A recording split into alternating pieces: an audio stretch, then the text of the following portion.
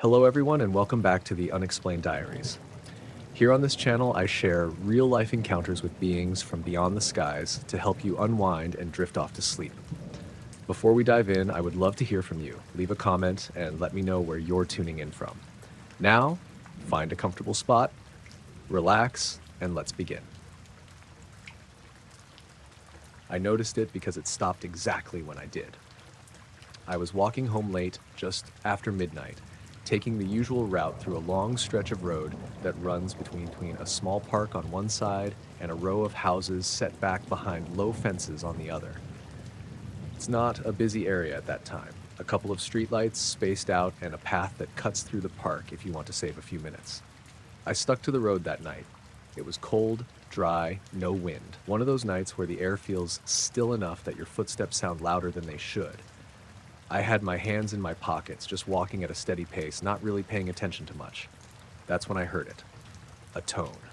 Soft. Steady.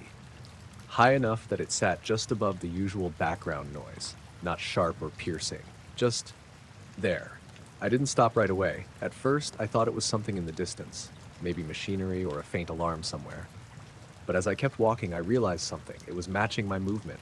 Not in rhythm, exactly. But it seemed tied to it. Every step I took, the tone stayed consistent. I slowed slightly. The tone didn't change. I took a few more steps, still there. Then I stopped. The tone cut out instantly. No fade, no delay, just gone. I stood there for a second, listening. Nothing. Just the quiet of the street. I took a step forward. The tone came back. Same pitch, same volume, like it had been switched on again. I stopped. It disappeared. I stayed still for a few seconds. Nothing. I moved again. It returned. That's when I started to pay attention properly. I looked up. The sky was clear, a few stars visible between the streetlights. Nothing unusual. No visible source. I turned slowly in place, trying to figure out if it was coming from a specific direction. But when I stood still, there was nothing. No tone at all. I started walking again. The sound came back immediately. Soft, steady, hovering somewhere above me. I couldn't tell how high. It didn't echo, didn't bounce. Just sat there. I walked a few more steps, then stopped suddenly. It cut out again, exactly the same way. I felt a slight pressure in my ears then, subtle, like when you change altitude quickly. I swallowed. The pressure stayed. I looked around. No one else on the street, no cars passing, no open windows, nothing that would explain it. I started walking again. The tone returned.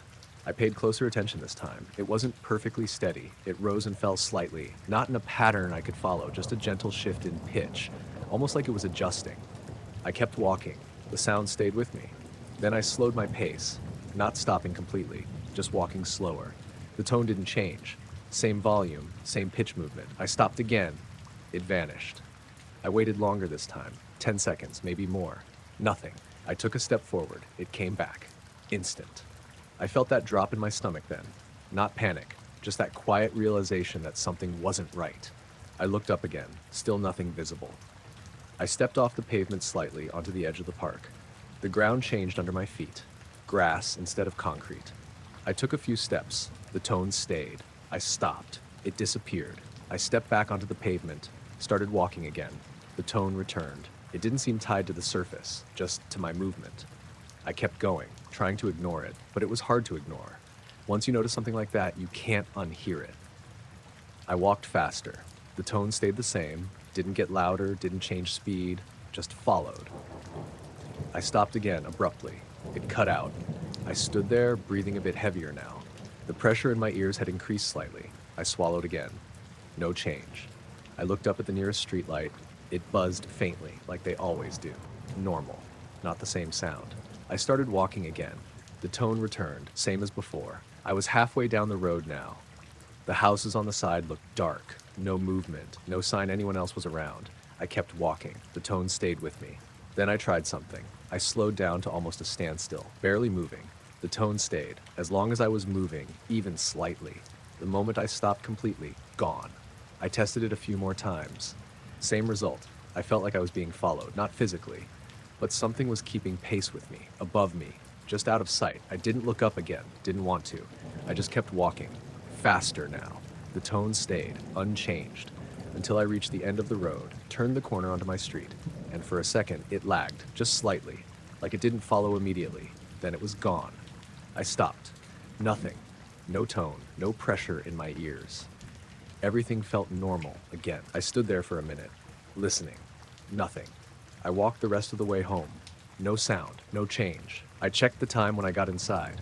12:37. That didn't feel right. It felt like more time had passed. I went to bed after that. Didn't sleep much. The next night, I took the same route, same time. I slowed down as I reached that stretch, listened carefully. Nothing, no tone. Everything normal.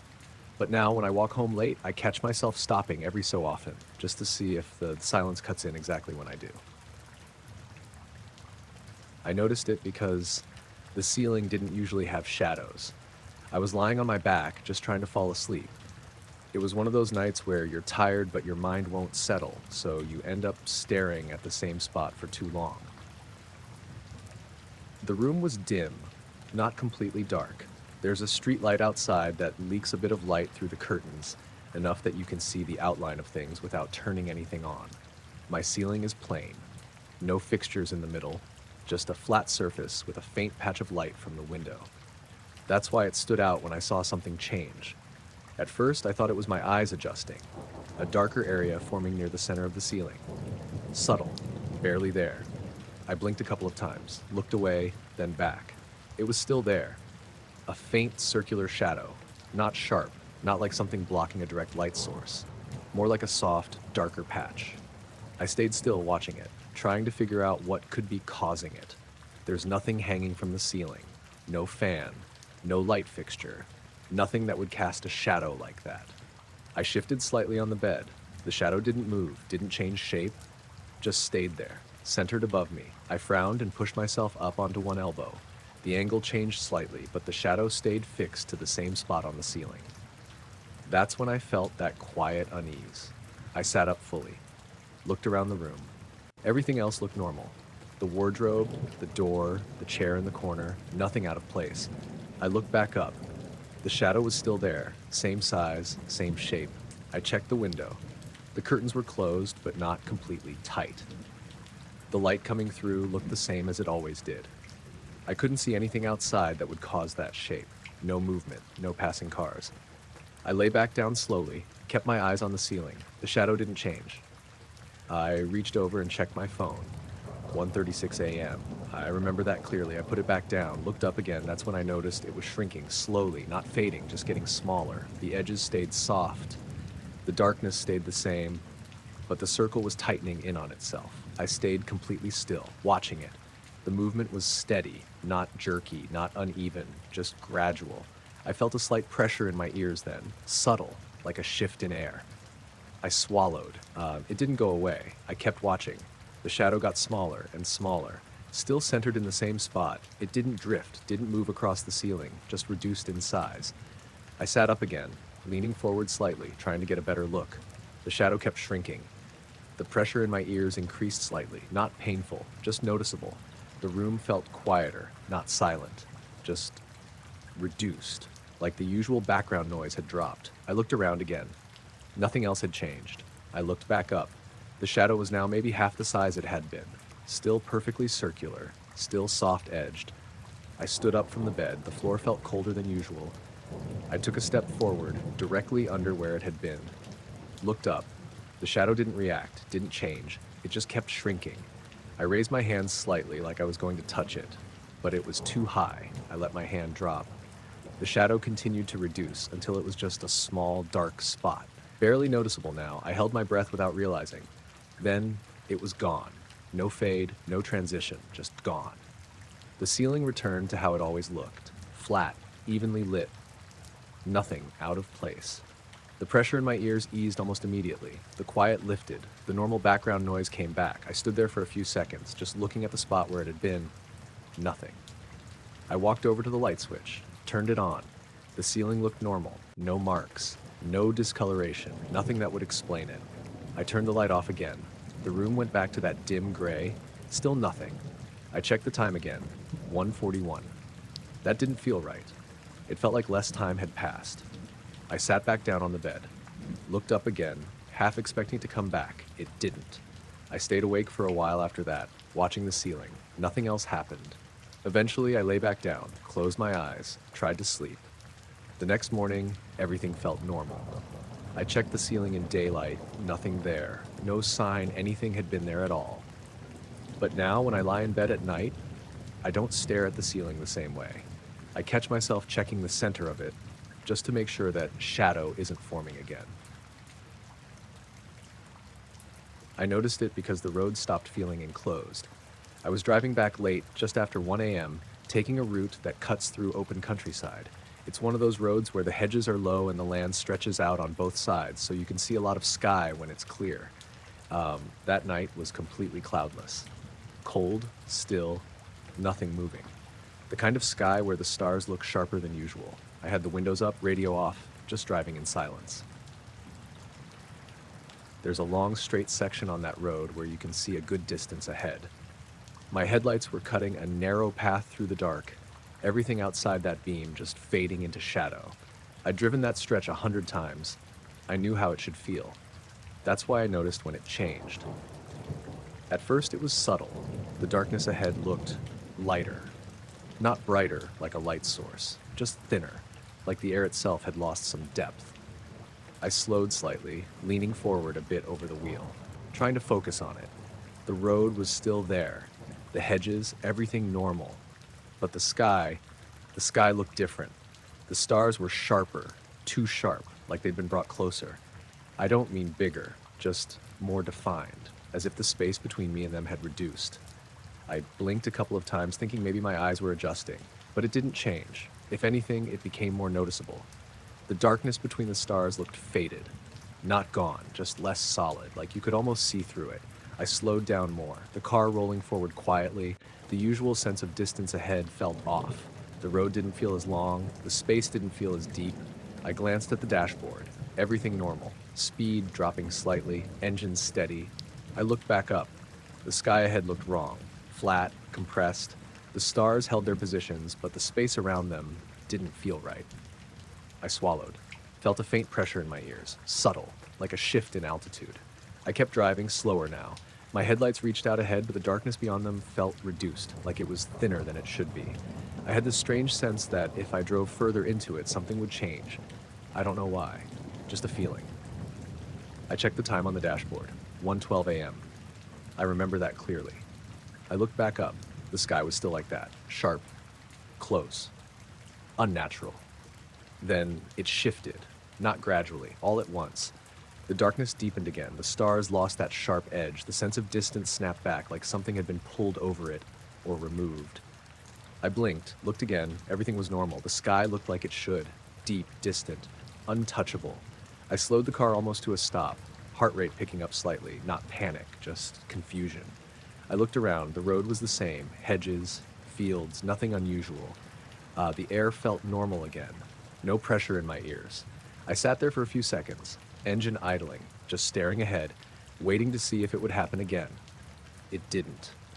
I started driving again, slower than before, watching the sky carefully. Nothing changed, everything stayed normal, but the feeling didn't go away completely. That sense that something had been different, that the space ahead had shifted somehow. I drove another mile or so. Then I noticed something else. The sound. It had dropped slightly, not silent, just quieter than it should have been. I turned the radio on briefly just to check. It worked fine, clear, normal. I turned it off again. The quiet returned. I checked the time again, 1:14. That didn't feel right. It felt like more time had passed. I kept driving, didn't stop again. The rest of the road felt normal. The sky stayed the same. Nothing else changed. I got home around 1:25, parked the car, sat there for a minute before getting out. Looked up at the sky again. Everything looked normal. Stars distant, darkness deep. Nothing unusual. I went inside, locked the door, tried to sleep. Didn't sleep much. The next night I drove that same road again, same time, same conditions, clear sky, cold.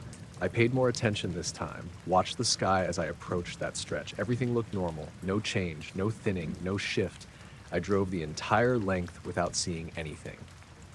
But now, whenever I'm on that road at night, I catch myself watching the sky ahead, just to see if the darkness fades again, and if the stars ever look that close a second time.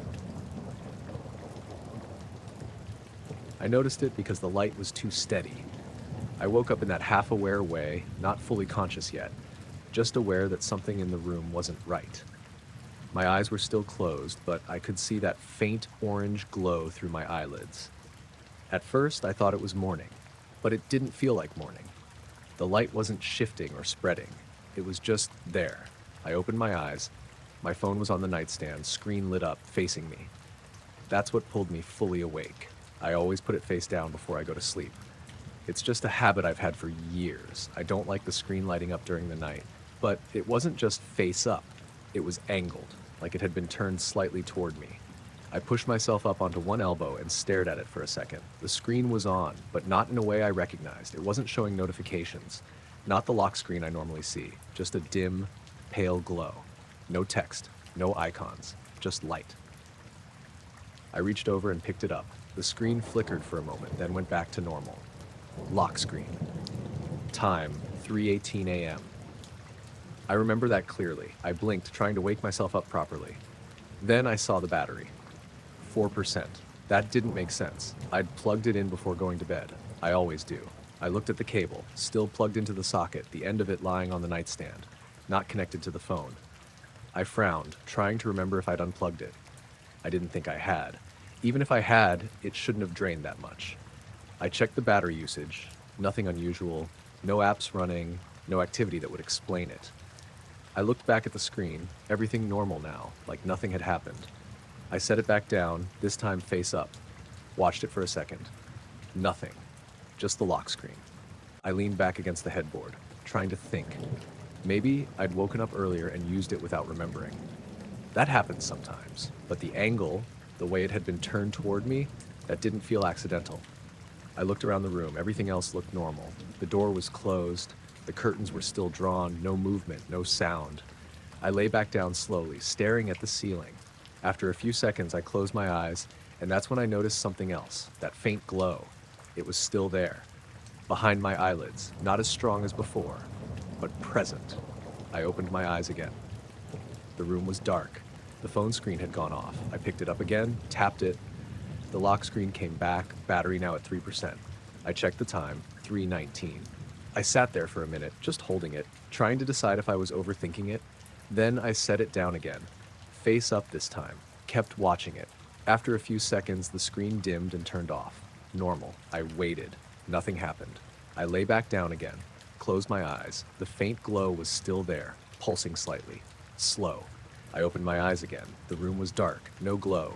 I sat up again, more alert now. Something wasn't lining up. I looked at the phone. Still dark, still on the nightstand, exactly where I'd left it. I checked the cable again, still unplugged. I reached over and plugged it in. The charging symbol appeared, normal. I set it back down. Watched it, nothing, everything behaving as it should. I leaned back again, trying to settle. But I couldn't shake the feeling that I'd interrupted something, that the phone hadn't just turned on by itself, that something had been using it. I don't know why that thought came to me. It just did. I checked the time again, 3:22. That didn't feel right. It felt like less time had passed. I stayed awake for a while after that, watching the phone, waiting for it to light up again. It didn't. Eventually I must have drifted off, because the next thing I remember was my alarm going off. Morning light through the curtains, everything normal. I picked up the phone, battery at 12%, still charging. I checked the battery usage again, still nothing unusual. No record of anything happening overnight. I even checked the screen time. No activity during those hours. Nothing to suggest it had been used. I tried to recreate the angle it had been in. Set it the same way, but it wouldn't stay like that. It kept slipping flat.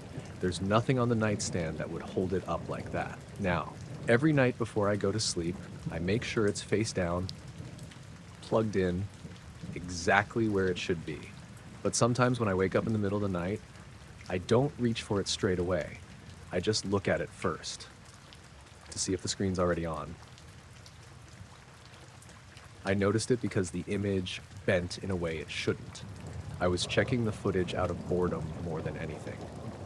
It had been a quiet week, nothing happening around the house, and I've got a habit of scrolling through the night recordings just to make sure everything's working. My name's Aaron. I live on a corner property. Small place, nothing special. Two cameras outside, one facing the driveway, one covering the back garden and part of the fence line. That night, I was going through the back camera. Everything looked normal at first. Empty garden, fence still, no movement. The usual timestamp ticking in the corner. Then the image shifted. Not flickered, not glitched like when a signal drops. It warped, the whole frame. Like the air itself had rippled, the fence line bent slightly like it had been pulled sideways for a split second. The grass looked stretched. Even the corner of the shed roof curved in a way that didn't make sense. Then it snapped back. Instantly. I frowned and paused the footage, rewound it, played it again. Same thing, a quick distortion, then normal. I checked the timestamp, 2713. Then it jumped, 2718. 5 seconds gone, no transition, just missing. I leaned closer to the screen, replayed it again. The ripple happened right before the jump, like something had passed through the frame. Or the camera had caught something it wasn't supposed to.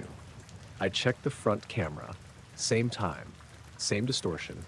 The driveway warped slightly. The edge of the car looked like it bent. Then it snapped back. And again, the timestamp skipped forward 5 seconds. I sat back in the chair, trying to make sense of it. Could have been interference, some kind of signal issue, but both cameras at the same time? That didn't feel right. I went back a bit further in the footage. Everything normal. No glitches, no distortion. Just that one moment. I fast-forwarded. Nothing else. Completely normal. I checked the system logs.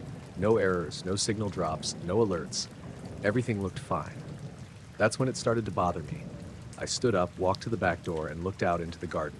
It was quiet, still, nothing unusual. I stepped outside. The air felt normal. Cool. No wind. I looked at the fence, the grass, the shed, everything exactly as it should be. I went back inside and watched the clip again. I paused it right at the moment of the distortion. The image looked wrong. Not just stretched, displaced, like parts of it had shifted out of alignment for a fraction of a second. I stared at it for a while, trying to see if anything was actually there, but there was nothing clear.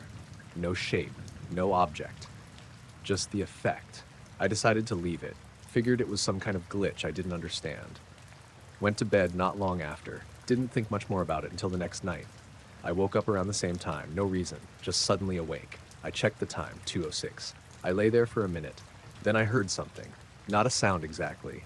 More like a subtle shift in the air. Hard to describe. I sat up, listened. Nothing. I got out of bed and walked to the window. Looked out over the garden. Everything looked normal. Still. Quiet. I stayed there for a bit. Watching. Waiting. Nothing happened. Eventually, I went back to bed. Fell asleep again. The next morning, I checked the footage. Same time. 2:07. The image warped again. Same ripple, same distortion, same 5-second jump. I stared at the screen. Heart rate picking up slightly. I rewound it. Watched it again. This time I noticed something else. Right at the peak of the distortion, the center of the frame looked thinner. Like the space itself had been stretched. Not just the image, the actual scene. I couldn't explain it. I checked the front camera again. Same thing. The distortion lined up perfectly. Both cameras. Same moment, same effect, same missing time. I went outside again, looked at everything in daylight, nothing out of place, no damage, no signs anything had happened. That night I stayed up, sat in the living room with the live feed open on my phone, watching, waiting. 2:06 came around. Nothing. 2:07 I held my breath. The image stayed steady for a few seconds. Then it rippled, just like before. But this time I saw it live. The frame bent. The edges of objects shifted. And for a split second it looked like something was there. Not a shape. Not clearly. Just a section of the image that didn't match the rest. Like it had depth where there shouldn't be any. Then it snapped back. The timestamp jumped. 5 seconds gone.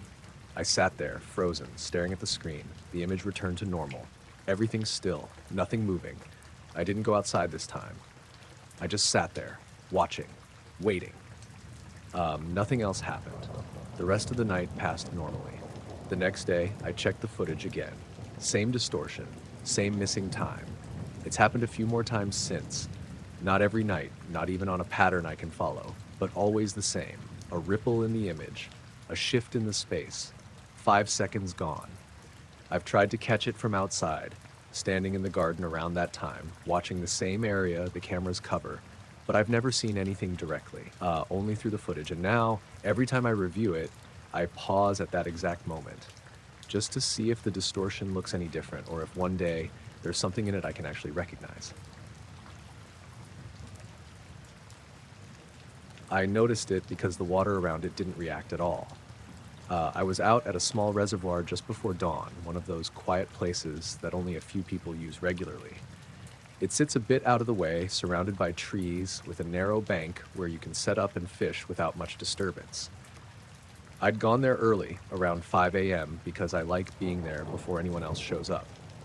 It was cold that morning, a thin layer of mist hanging just above the surface of the water. Not thick enough to block your view, just enough to soften everything. The water itself was still, completely flat, no wind, no ripples. I'd been sitting there for maybe 20 minutes, line cast out, just watching the float drift slightly. Nothing unusual. No bites, no movement, just the quiet. That's when I saw it. At first, I thought it was a reflection. A faint glow under the surface, a few feet out from where my line was. Dim, circular. I leaned forward slightly, trying to get a better look. It didn't move, didn't flicker, just sat there. I looked up at the sky, thinking maybe it was catching some light from above. But the sky was still dark, just starting to lighten at the horizon. There was nothing bright enough to reflect like that. I looked back down. The glow was still there, exactly where it had been. I shifted my position on the bank, leaning a bit to the side. The angle changed. The glow didn't. That's when I realized it wasn't a reflection. It was under the water. I stared at it for a few seconds, trying to make sense of it. The surface above it was perfectly still. No ripples, no distortion. Just that faint, steady light beneath. I picked up my rod and reeled in slowly just to make sure my line wasn't interfering with it somehow. The float came back clean. No snag, no debris. I set the rod down again and leaned closer to the edge. The glow didn't react, didn't shift, didn't brighten, just stayed there. I could see the bottom of the reservoir in that area, faintly. It's not that deep near the bank, but the glow didn't seem to sit on the bottom.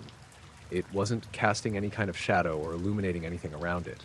It just existed, contained. I felt a slight pressure in my ears then. Subtle, like a change in air pressure. I swallowed. It didn't go away. I kept watching. The mist above the water moved slightly, drifting across the surface, but the glow stayed fixed. It didn't distort through the mist, didn't change when the surface shifted slightly. I leaned even closer, resting one hand on the ground to steady myself, trying to see if I could make out any shape. There wasn't one, just a soft, circular patch of light. I stayed like that for a while, watching, waiting for it to do something, anything. But it didn't. Then I noticed something else, the sound, or lack of it. The usual background noise had dropped. No birds, no distant movement, nothing, just silence. I became more aware of my own breathing, the slight rustle of my jacket. Everything else felt muted. I glanced around briefly. The trees were still, the mist hung low, nothing out of place. I looked back at the water. The glow was still there, unchanged. I checked the time on my phone. 5:18 a.m. I remember that clearly. I put it back in my pocket, looked down again, and that's when it started to fade. Not quickly, slowly, evenly. The brightness reduced, but the shape stayed the same. It didn't move toward the surface, didn't drift, just dimmed. I leaned closer again, almost at the edge now. The pressure in my ears increased slightly. I swallowed again, no change. The glow kept fading, still perfectly still, still contained, until it was barely visible, just a faint outline. And then, it was gone. No ripple, no disturbance. The water stayed flat, like nothing had ever been there. I stayed there for a few seconds, staring at the spot, waiting for something to happen. Nothing did. The silence held for a moment longer. Then, slowly, normal sounds returned. A bird somewhere in the distance, a faint breeze through the trees. The pressure in my ears eased. I sat back from the edge, hands slightly cold now from the damp ground. I checked the time again, 5:22. That didn't feel right. It felt like less time had passed. I stayed there for another half hour, fishing, watching the water. Nothing else happened. No glow, no movement, just the usual stillness. I packed up eventually and headed home. Didn't mention it to anyone that day. Didn't really know how to explain it. A few days later, I went back to the same spot, same time, same conditions. I sat there, watched the water, waited. Nothing. The surface stayed flat. The bottom looked the same. No sign of anything unusual, but now, whenever I'm out there early in the morning, I find myself staring at that same patch of water, just to see if something shows up beneath it that doesn't move the way it should. I noticed it because it didn't stay where it should have. I was out in the garden, just lying back on one of those cheap reclining chairs, looking up at the sky. It was late, maybe just after 11. Clear night, no clouds, cold enough that you could see your breath if you exhaled slowly. I don't usually sit out there, but that night felt quiet in a good way. No wind, no traffic, just the kind of stillness that makes you want to stay a bit longer. I'd been staring up for a while, not really focusing on anything specific, just letting my eyes settle, picking out constellations I half recognize. That's when one of the stars moved. Not fast, not like a plane, just shifted, slightly, enough that it didn't line up with the others anymore. I blinked, thinking my eyes had drifted or something, looked away for a second, then back. It was back where it should be. I frowned, tried to find it again. Same spot, same brightness. Nothing unusual. I stayed still, watching that area of the sky, waiting. At first, nothing happened. The stars stayed fixed. Everything looked normal. Then, after maybe a minute, it happened again. The same star. It slid slightly to the side, not smoothly, more like a small, controlled adjustment. Then it stopped. I held my breath, watching, and then it snapped back. Instantly. No transition. Just back in its original position, like it had corrected itself. I sat up slightly in the chair, trying to get a better angle. The sky didn't change. Everything looked normal again. I told myself it was probably my eyes. That happens sometimes when you stare too long. Things drift, your focus shifts. But this didn't feel like that. It felt deliberate. I leaned forward, elbows on my knees, focused on that exact spot, trying not to blink too much. After a while, my eyes started to strain. I blinked, looked away briefly, then back. Still there. Same position, no movement. I leaned back again, relaxed a bit, tried to let my eyes adjust naturally. That's when I noticed something else. The silence. It had dropped. Not completely gone, just quieter than it should have been. No distant cars, no wind through the trees, nothing. I swallowed, felt a faint pressure in my ears, subtle, like a slight change in altitude. I looked back at the star. It stayed still, then it moved again. It moved again. This time a bit more noticeable. It drifted slightly downward, just a fraction, but enough that it broke the pattern of the stars around it. I sat up straight, watching closely. The pressure in my ears increased slightly. The star held its new position for a second, then snapped back. Same as before, perfect alignment, exactly where it had been. I stood up from the chair, stepped a bit further into the garden, looked up from a different angle. The sky looked normal, but I kept my eyes on that spot, waiting. The silence pressed in. I could hear my own breathing more clearly, my heartbeat too. Then the star moved again, this time sideways, a small shift. Then still. I took a step forward without thinking. The moment I moved, it snapped back. I froze, stared at it. Nothing changed. Everything looked normal again. I stepped back. The grass under my feet felt colder than it should. I looked around briefly. The houses nearby were dark, no lights turning on, no movement. I looked back up. The star stayed still. I stayed there for a while, watching, waiting for it to happen again. It didn't. After a few minutes, the silence started to lift. Faint sounds returned, a distant car, a slight rustle of leaves. The pressure in my ears eased. I checked the time on my phone, 11:52. That didn't feel right. It felt like more time had passed. I stood there a bit longer, then went back inside, locked the door, didn't look up again. The next night, I went back out. Same time, same spot. Lay back in the chair again, watched the sky. Everything stayed normal. No movement, no shifting, just stars. Exactly where they should be. But now, when I look up at night, I don't just glance at the sky anymore. I pick a point, and I watch it, just to see if anything drifts out of place and then snaps back like it wasn't supposed to move at all. I noticed it because nothing around it lit up. I was driving back from a late shift, taking one of those long rural roads that cut through open farmland. It was just after midnight, maybe closer to 1. No streetlights, no houses close to the road, just fields on either side and the occasional fence line. My headlights were the only real light out there. Everything beyond them was just darkness. I'd been on that road for about 10 minutes when I saw it. At first, It looked like a faint glow off to the right, just past the edge of the field. Dim, low to the ground. I slowed slightly, trying to figure out what it was. It didn't look like a house light. Too low, too contained, and it wasn't lighting anything around it. That's what stood out. The ground near it stayed completely dark. No reflection, no spread. Just that small, soft glow sitting there. I eased off the accelerator a bit more, the car rolling forward quietly. The glow stayed in the same place relative to the field. Didn't move, didn't flicker. I glanced at the road ahead, then back toward it. Still there, same brightness, same position. I told myself it was probably something on the ground, a piece of equipment, a light from a farm building further back. But it didn't behave like light should. It didn't touch anything, didn't reveal any shapes, just existed. I slowed almost to a crawl, the headlights sweeping further along the road. The glow stayed just outside their reach. I leaned slightly toward the passenger side, trying to get a better angle. Still no detail, just a soft circular patch, hovering. I checked the time on the dashboard, 12:58. I remember that clearly. I looked back at the glow, and that's when it moved, not sideways, not drifting. Up, straight up, smooth, slow at first, then a bit faster. I froze, foot hovering over the brake, watching it. The glow lifted from the level of the field, rising into the air. Still not lighting anything around it, still just that contained shape. I pressed the brake lightly. The car slowed to a near stop. The glow kept rising. No sound, no change in brightness, just moving upward. I leaned forward slightly, trying to keep it in view through the windshield. The angle shifted as it climbed. The stars behind it stayed visible, unchanged. It didn't block them, didn't distort them, it just moved in front of them. Or maybe behind. I couldn't tell. I felt a faint pressure in my ears then, subtle, like a slight shift in altitude. I swallowed. It didn't go away. The glow kept rising, higher now, above the height of any trees or buildings. Still perfectly steady. No flicker, no pulse, just there. Then it began to fade, not quickly. Gradually, the same way it had been when I first saw it, dim, contained, but now getting fainter. As it climbed, I kept watching, trying to hold on to it. The pressure in my ears increased slightly.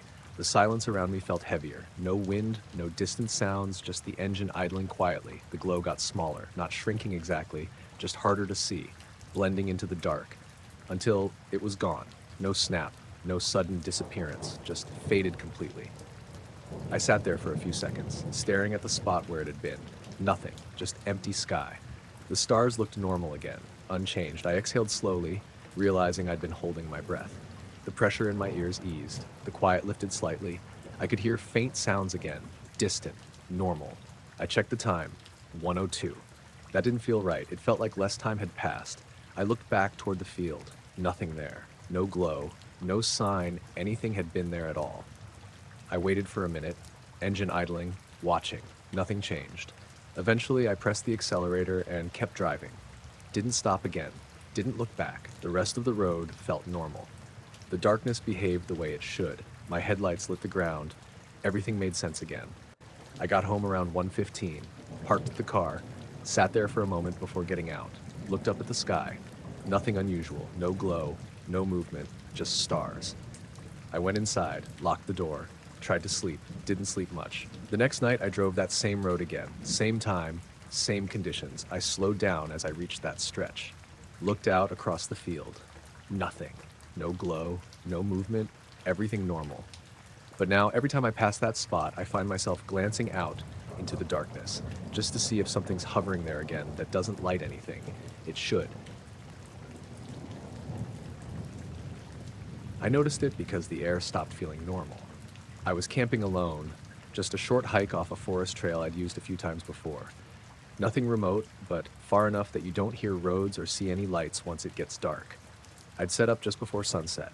Small tent, a little clearing between a few tall pines, nothing fancy. The ground was dry, weather had been steady all day. No rain, no wind, just that quiet you get in the woods when everything settles. By the time it got dark, I'd already eaten and was just sitting on a log near the fire pit, letting the last of the heat die out. I didn't keep a fire going long. I prefer the dark once my eyes adjust. It must have been around 10 or so. I remember checking my phone earlier and seeing no signal, which is normal out there. Everything felt calm. Not unnaturally quiet, just the usual forest sounds. Leaves shifting occasionally, something moving far off, insects, nothing out of place. I was just sitting there, not really thinking about anything, when the air changed. At first, I thought it was the temperature dropping, but it wasn't cold. It was pressure, like the air got heavier. Subtle at first, just enough that I noticed my breathing felt slightly different. I took a deeper breath. It felt thicker. Not hard to breathe, just denser. I sat up straighter on the log, listening. The forest sounds had faded, not completely gone, just reduced. Like everything had taken a step back. I swallowed, felt a slight pressure in my ears. Same kind of feeling you get when you go up a hill too fast. I looked around the clearing. Nothing moved. The trees stood still. No wind, no rustling. The air just sat there, heavy. I stood up slowly. The ground felt normal under my feet. No vibration, no shift, just that weight in the air. I took a few steps toward the edge of the clearing. That's when I saw it. At first, I thought it was just my eyes adjusting, a faint distortion between the trees. Not a shape, more like a shimmer, like heat rising off pavement. Except it was cold, and it was moving, slowly, between the trunks. I froze, watching it. The shimmer didn't have a clear edge. It just bent the space around it slightly. The trees behind it looked warped, like their outlines were being pulled out of alignment. It moved in a straight line, not drifting, not swaying, just sliding through the space between the trees. I held my breath without realizing. The pressure in my ears increased slightly. The air felt heavier still. The shimmer continued, crossing the edge of the clearing, closer now. I could see the distortion more clearly.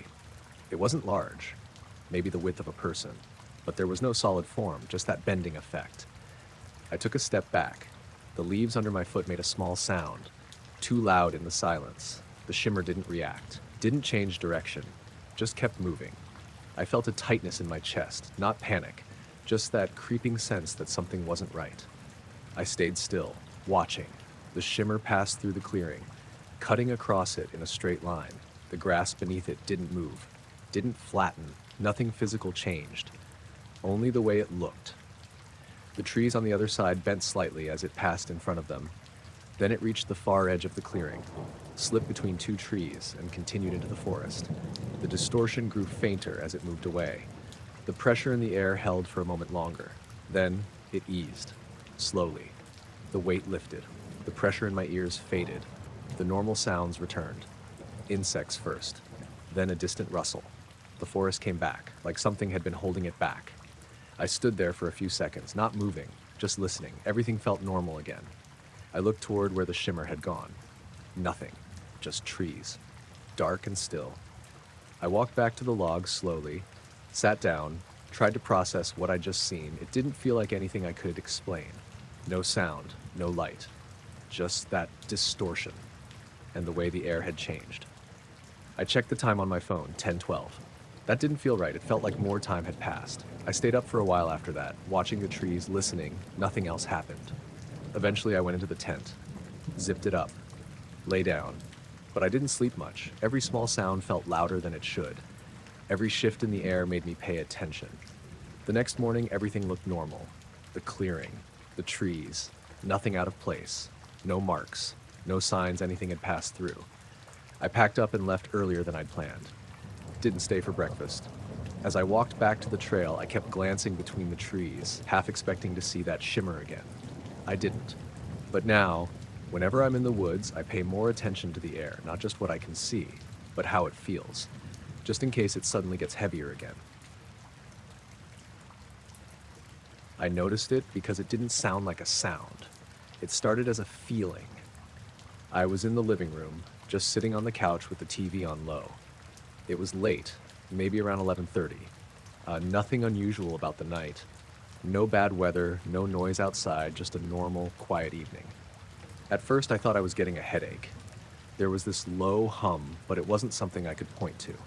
It didn't seem to come from the TV or any appliance. It felt like it was inside my head, like a vibration rather than a sound.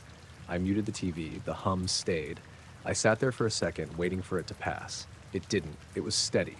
Low, almost like a tone, but not quite. More like pressure that had a frequency to it. I stood up slowly, walked over to the kitchen, checked the fridge. Sometimes it makes a low noise when it cycles on, but it was quiet. I opened it, closed it, no change. The hum stayed exactly the same. I moved into the hallway. It didn't get louder, didn't get quieter, just stayed with me. That's when I realized it wasn't coming from anywhere in the house. It was just there. I went upstairs, thought maybe it was something electrical, like a wire or a device I hadn't noticed. But every room felt the same. The hum didn't change, didn't shift direction, didn't respond to anything I did. I stood in the middle of my bedroom, trying to focus on it. The more I paid attention, the more it felt like it was inside my skull, not in my ears, deeper than that. I swallowed, felt a slight pressure like when your ears pop, but it didn't relieve anything. The hum stayed. I checked the time on my phone, 11:42. I remember that clearly. I put it back down, sat on the edge of the bed. The room felt quieter than usual. Not silent, just reduced, like something was dampening the normal background noise. I stood up again and walked back downstairs. The hum stayed with me the entire time, unchanged. I paused near the front door, stood still, listening, trying to figure out if it shifted at all. It didn't. Same tone, same pressure. That's when I decided to step outside, just to see if it changed. I unlocked the door and opened it. The moment I stepped out, it stopped, completely. No fade, no gradual drop, just gone. I stood there on the doorstep, blinking, listening. Nothing, just normal night sounds, a faint breeze, distant traffic. Life, everything felt normal again. The pressure in my head was gone. I stepped back inside. The hum returned instantly. Same intensity, same tone. I froze in the doorway, half inside, half out. Stepped out again. Gone. Stepped back in. There. I did it a few more times. Same result every time. Inside. Hum. Outside. Nothing. I closed the door, stood in the hallway. The hum felt slightly stronger now. Or maybe I was just more aware of it. I walked slowly through the house, room to room. It stayed with me. Constant. Unchanging. I checked the fuse box. Nothing tripped, everything normal. I unplugged a few things, TV, lamp, even the router. The hum didn't change. I went back upstairs, sat on the bed again, tried to ignore it. But once you notice something like that, you can't tune it out. It just sits there. Persistent. I lay back for a moment, staring at the ceiling. The hum stayed. Then I noticed something else. It wasn't perfectly steady. There was a slight variation, a rise and fall. Not rhythmic, just a subtle shift in intensity, like it was adjusting. I sat up again. The pressure in my ears returned slightly. I swallowed. No change. I checked the time again. 11:49. That didn't feel right. It felt like more time had passed. I stood up again, went back to the front door, opened it, stepped outside. The hum vanished. Instant. Relief washed over me. The silence felt normal. I stood there for a minute, just breathing. Then I stepped back inside. The hum returned. Exactly the same. I stayed there in the doorway for a while, testing it. In, out, same result every time. Eventually, I stayed outside, sat on the step, didn't want to go back in. After a while, I went back inside again. The hum was still there, unchanged. I ended up sleeping on the couch downstairs with the front door slightly open. Not because I thought it would help, just because it felt better knowing I could step out if I needed to.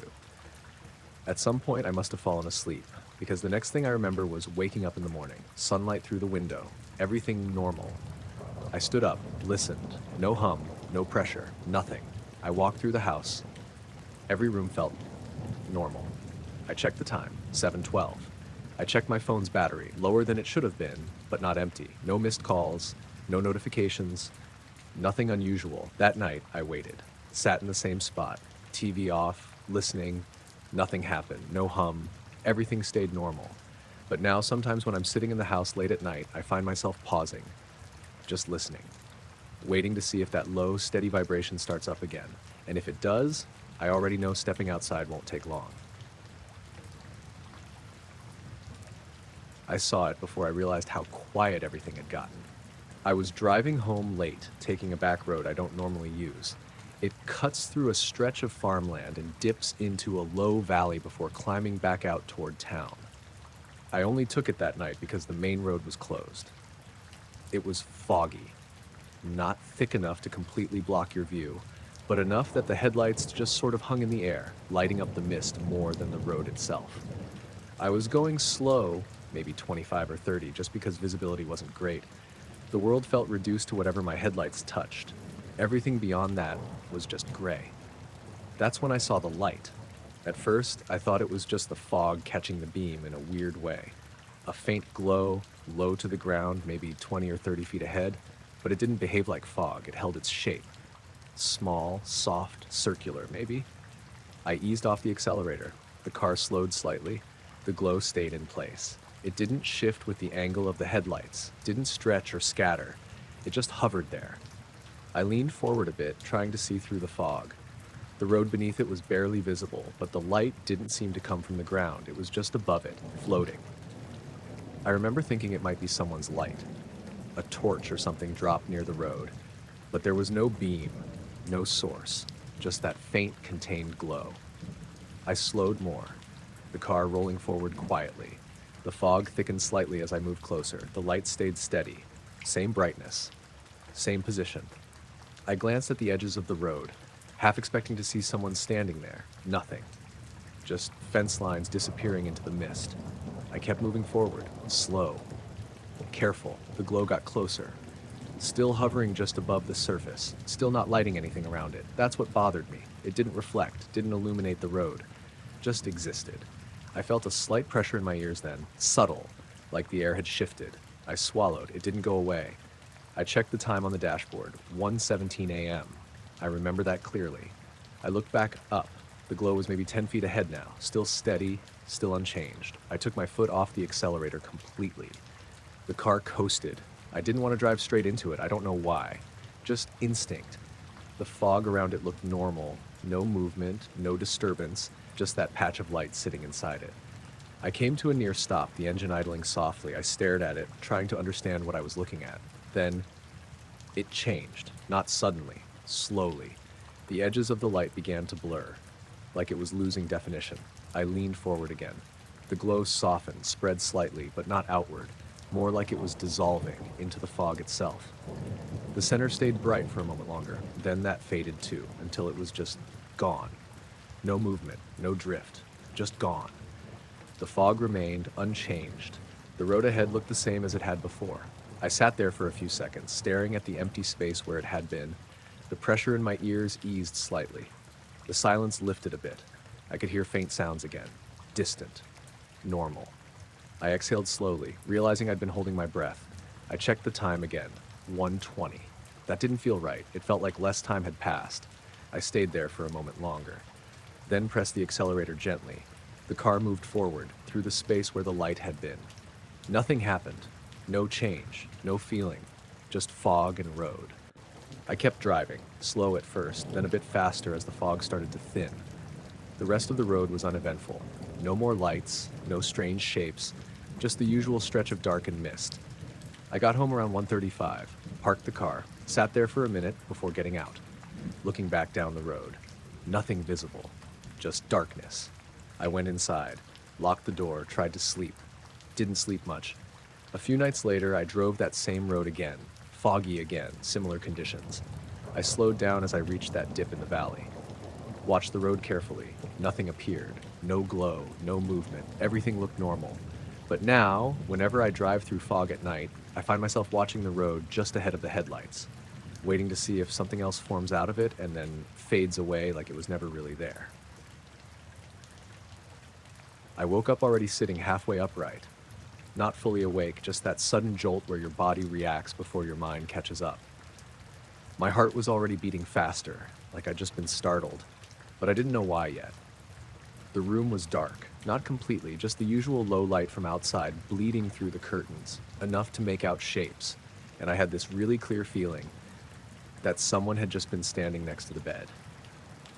Close, right by my side. I didn't move at first, just sat there, listening. Nothing. No footsteps, no breathing, no movement. I turned my head slowly toward that side of the room. The floor was empty. The chair in the corner was where it should be. The door was still closed. I stayed like that for a few seconds, trying to let the feeling pass. Sometimes you wake up from a dream and it lingers. That's what I told myself. But this didn't feel like a dream. It felt like I'd interrupted something. I swung my legs out of bed and stood up. The floor was cool under my feet. Normal. I walked over to the door and checked it. Still locked. I always lock it at night. I turned the handle slightly, just to be sure it didn't move. I let go and stood there for a second, listening again. Nothing. I turned back toward the bed. Everything looked the same, nothing out of place. That's when I noticed the window. It wasn't open, the curtains were drawn like I'd left them. But something about it felt off. I walked over slowly, reached out, and touched the glass through the gap in the curtain. It felt warm. Not hot, just warmer than it should have been, especially for that time of night. I pulled the curtain back slightly. The window looked normal, no condensation, no marks, nothing on the outside that I could see. I pressed my palm against it again. Still warm. I frowned, trying to make sense of it. It hadn't been warm earlier. I would have noticed. I stepped back and looked around the room again. Everything else felt normal. The air wasn't warm. The walls felt the same. Just the window.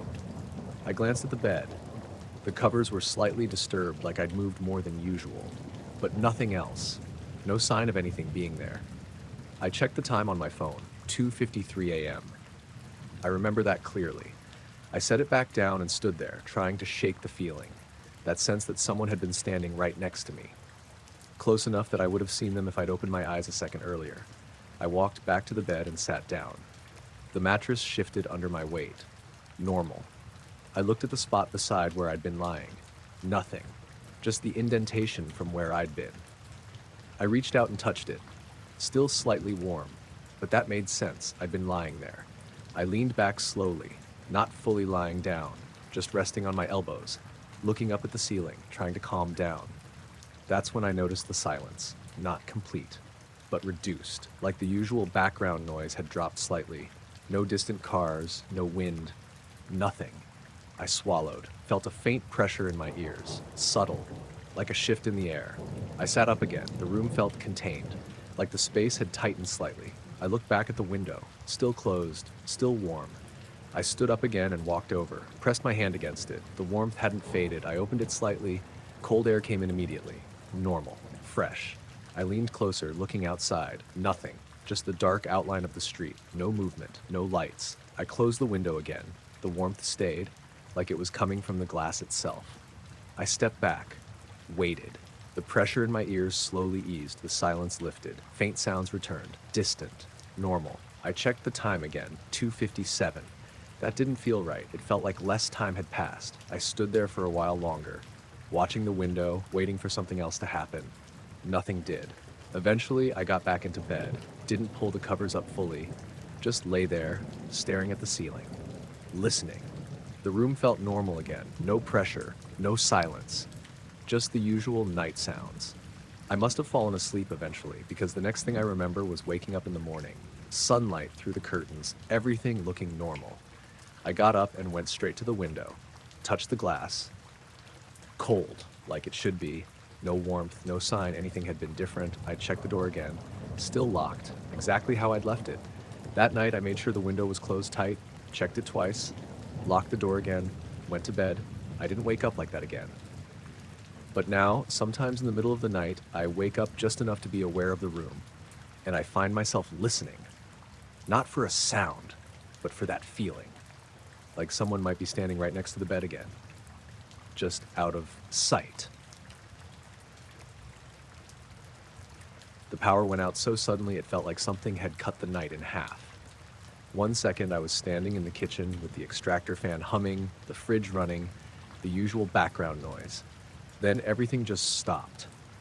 No flicker, no dimming, just off.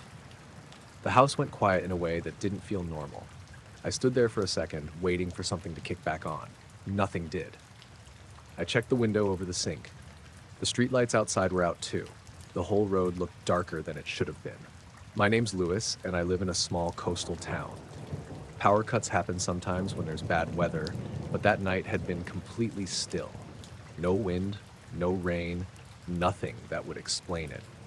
I grabbed my phone off the counter and used the screen for light. No signal. That wasn't unusual during outages, but it still added to the feeling. I walked into the living room and looked out the front window. A couple of houses down, I saw someone step outside with a torch, waving it around like they were trying to figure out what happened. I thought about going out too, just to see if anyone knew anything, but something about how quiet it was made me hesitate. Not just the lack of electricity. The outside felt muted, like the usual nighttime sounds had dropped out completely. No distant cars, no wind off the water, Nothing. I stood there for a minute, listening. Then I noticed the sky. At first, I thought it was just my eyes adjusting to the darkness, but there was something above the houses, a faint glow. I stepped closer to the window, looked up properly. The clouds were still there, low and flat like they usually are near the coast, but there was a shape in them, a ring. Not a perfect circle, but close enough that it stood out, a soft, pale glow outlining it. It didn't spread out into the rest of the cloud cover. It didn't move. It just sat there. I pushed the front door open and stepped outside. The air felt heavier than it should have. Not humid, just dense. I looked up again. The ring was clearer now, faint but defined, like something was lighting it from behind, but only along that shape. The rest of the sky stayed dark. A couple of other people were outside now. I saw a man across the road, Gary, I think his name is, standing in his driveway looking up as well. He didn't say anything, just stood there. Everyone seemed to be doing the same thing, looking up, not talking. The glow didn't change, didn't pulse, didn't drift with the clouds. It stayed fixed. That's what bothered me. The clouds themselves were barely moving, but they were moving enough that you'd expect the shape to shift with them. It didn't. It held its position exactly. I felt that pressure in my ears then, like a slow build similar to going up in altitude. I swallowed. It didn't go away. I glanced around. No one else seemed to react. They were just staring. I looked back up. The ring was still there, still glowing faintly, still perfectly still. I checked the time on my phone. 11:18 p.m. I remember that clearly. I looked back up again. The glow hadn't changed. It wasn't getting brighter or dimmer, just steady. The air felt quieter still. Like even the small movements, someone shifting a footstep, were softer than they should have been. I stood there longer than I expected, just watching, waiting for something to happen, but nothing did. No movement, no sound, just that ring in the clouds. Then, slowly, it started to fade. Not outward, not spreading, just losing brightness. The shape stayed the same as it dimmed, like someone was turning down a light that was already on. I leaned back slightly, trying to see if it was dissolving into the clouds, but it wasn't. It was just fading. The edges softened, the glow weakened until it was barely visible, and then it was gone. The clouds looked normal again, flat, gray, unlit. I stood there for a few more seconds, waiting. Nothing came back. The pressure in my ears eased. The air felt lighter. The usual sounds started to return. A car somewhere in the distance, a faint breeze. Someone across the road cleared their throat. I looked over. Gary was still there, but now he looked confused, like he wasn't sure what he'd just seen. I checked the time again. 11:22. That didn't feel right. It felt like more time had passed, or less. I couldn't tell. A few seconds later, the streetlights flicked back on, one by one. The houses lit up again. You could hear appliances restarting inside, the normal hum of everything returning. People started heading back indoors. No one said anything. No one asked questions. I stayed outside a little longer. Looking up, the sky looked completely normal. Nothing left of the ring. I went back inside eventually, closed the door. The house felt normal again. Sound returned, air felt right, everything as it should be. I checked the power box. Nothing tripped, no sign anything had happened inside. That night, I didn't sleep much. Every time I closed my eyes, I kept picturing that ring. Perfectly still, perfectly contained. A few days later, I asked Gary if he'd seen anything that night. He just shrugged, said the power went out, then came back. Didn't mention the sky. I didn't push it, but now, whenever there's a cloud cover at night, I find myself looking up longer than I used to, just to see if anything forms in it that doesn't move the way it should. I saw it because the angle of the headlights shifted for a second. I was driving back from a late shift, taking a narrow road that cuts through a stretch of woodland. It's not a road I use often, just when I want to avoid the main route. No streetlights, just trees on both sides and long bends that you can't really see through. It was around 1:30 a.m. Clear sky, no clouds, but the trees blocked most of it anyway. My headlights were doing most of the work, lighting up the road and the trunks ahead. I'd been driving in silence for a while. No radio, just the sound of the engine and the tires on the road. There's a part where the road dips slightly, then rises again.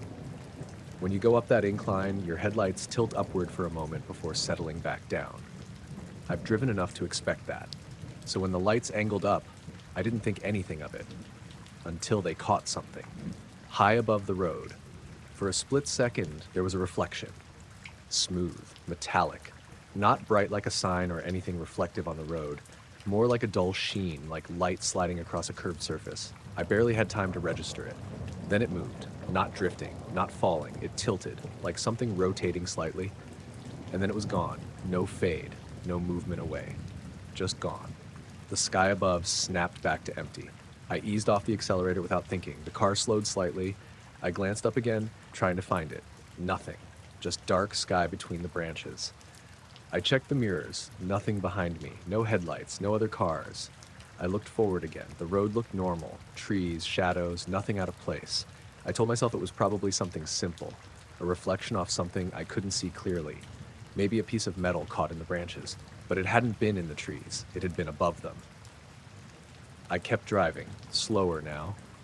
My eyes flicking upward more than they should, waiting for another glimpse. The road leveled out. The headlights returned to their normal angle. Everything ahead looked the same, but something felt off. The air felt quieter, not silent, just reduced. Like the space around me had dampened slightly. I swallowed, felt a faint pressure in my ears, subtle. I glanced up again. Nothing. Just darkness. Then the headlights flickered. Not off, just a slight dip. Then back to normal. I frowned, looked at the dashboard. No warning lights. Everything seemed fine. I looked up again, and for a split second, I saw it again. Further ahead this time. Higher. The same smooth metallic surface catching the light. It tilted again, like it had noticed the beam, and then gone. Instantly. I slowed down more, the car rolling forward quietly. I leaned forward slightly, trying to keep my eyes on the space above the road. Nothing. No shape. No movement. Just the sky. I felt that drop in my stomach then, that quiet realization that something wasn't lining up. I kept driving. Didn't stop. Didn't want to. The road curved slightly to the left. The trees thinned for a moment, opening up a wider view of the sky. I glanced up again. Nothing. But the darkness felt different, like it had depth in a way it hadn't before. Hard to explain. I focused back on the road, trying to stay grounded. Then I noticed something else. The sound. It had dropped. Not completely gone. Just quieter than it should have been. The engine sounded distant, muted. I turned the radio on briefly. It came through clearly. Normal. I turned it off again. The quiet returned. I checked the time on the dashboard, 1:34. I remember that clearly. I looked up again. Nothing. But I had this feeling, like something was still up there, just out of view, matching my movement. I kept driving, faster now, wanting to get out of that stretch. The trees started to thin again as the road approached a more open area. The sky became more visible. I glanced up one more time. Nothing, just stars. Everything looked normal. The sound returned. The pressure in my ears eased. The air felt right again. I exhaled slowly. Didn't realize I'd been holding my breath. I drove the rest of the way home without stopping. No more reflections, no more flickers. Nothing unusual. I got home around 1:45, parked the car, sat there for a minute before getting out, looked up at the sky above the street. Clear. Empty. No sign of anything. I went inside, locked the door, tried to sleep. Didn't sleep much. The next night, I took a different route home. Longer, but better lit. I haven't driven that road again since. But sometimes, when I'm driving at night and the headlights catch something at the edge of the beam, I find myself looking up, expecting to see that same smooth surface tilt and disappear again. I noticed it because my ears popped like I'd just gone up a hill too fast. I was standing in the back garden, just outside the kitchen door. It was late, maybe around midnight. I'd stepped out to get some air because the house felt a bit stuffy. The weather had been warm all day, but by that point the air had cooled off. No wind, just still. I remember leaning against the wall, looking up at the sky without really thinking about anything. Then the pressure hit. Sudden. Sharp enough that I flinched slightly. Both ears at once. I swallowed instinctively, expecting it to clear. It didn't. The pressure held. Not painful, just wrong. Like the air around me had shifted without warning. I straightened up and looked around. The garden looked normal. Fence. Shed. Nothing moving. I glanced back toward the house, half expecting to hear something change inside. Everything seemed quiet. Too quiet. The usual background noise, distant traffic, the faint hum from inside felt reduced. Not gone. just lower. I swallowed again. Still no change. That's when I looked up properly. There was a small point of light in the sky. At first I thought it was just a star, but it wasn't in a place I recognized. I spent enough time outside to have a rough idea of what's usually where. This one stood out, dim, but steady. I stared at it for a few seconds, trying to decide if I was just overthinking it. Then it moved. Not fast, not like a plane, just a slow, steady drift. Across the sky, no blinking, no sound, just a single point of light moving in a straight line. I narrowed my eyes, trying to track it. It didn't flicker, didn't change brightness, just kept moving. The pressure in my ears stayed constant, like it was tied to whatever I was looking at. I shifted my weight slightly, stepping away from the wall. The grass under my feet felt normal. No vibration, no movement. I looked back up. The light had moved further along, still slow, still steady. I tried to listen for anything. A distant engine, wind, anything that would explain it. Nothing. The silence held. I checked the time on my phone, 12:08 a.m. I remember that clearly. I looked back up. The light was still there, still drifting. It didn't seem high enough to be a satellite, but it also didn't behave like anything closer. It didn't cast light, didn't reflect off anything. It was just there, moving. I felt a slight tightening in my chest then. Not panic, just that creeping sense that something wasn't lining up. I took a few steps forward into the garden, trying to get a clearer view. The light didn't react, didn't change direction, just kept drifting. Then, for a moment, it slowed. Not stopped, just slowed enough that I noticed the change. I held my breath without realizing, watching. The pressure in my ears increased slightly, like the air had thickened again. The light held that slower pace for a few seconds. Then it shifted. Not in direction, in position. It's hard to explain. It didn't move across the sky the way it had been. It just adjusted, like it had skipped a small distance forward. No blur, no motion. Just one moment it was here, the next it was slightly ahead. I blinked, stared harder, trying to convince myself I'd missed something. But I hadn't. The movement had been wrong. I swallowed again. The pressure didn't ease. I felt it deeper now, not just in my ears, in my head. Subtle, but there. The light continued drifting, same slow pace as before, like nothing had happened. I stayed there, watching it, not moving, not taking my eyes off it. After a while, it began to fade. Not quickly, just gradually losing brightness, still moving, still steady, but dimming until it was barely visible, and then gone. No flicker, no change in speed, just gone. I kept staring at the spot where it had been, waiting for it to reappear. Nothing did.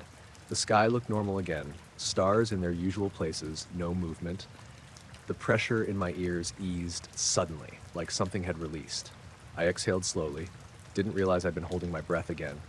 The normal sounds returned, a car in the distance, a faint rustle from somewhere nearby. Everything felt right again.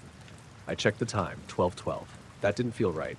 It felt like more time had passed or less. I couldn't tell. I stayed outside for a bit longer, looking up, waiting. Nothing else appeared. Eventually I went back inside, closed the door. The house felt normal, the air felt normal, everything back to how it should be. But now, whenever I step outside at night, I find myself paying attention to the pressure in my ears first, before I even look at the sky. I felt it through the seat before I noticed anything else. I was parked in a nearly empty lot behind a row of closed shops. It was late, just after 11 p.m., and I'd pulled over to take a call because reception is better there than at my place. The call had already ended, but I stayed a few minutes longer, just sitting there scrolling through my phone. The engine was off, no music, windows up, everything quiet. That's when the vibration happened. Short, subtle. Like someone had tapped the underside of the car. It wasn't strong enough to move anything, just enough that I felt it through the seat and into my lower back. I sat up a bit, looked around. Nothing. No cars pulling in, no one walking nearby. The shops behind me were dark. The lot was empty except for one car way off near the far corner. I leaned forward slightly and put my hand on the steering wheel. Still. No vibration there, just the seat.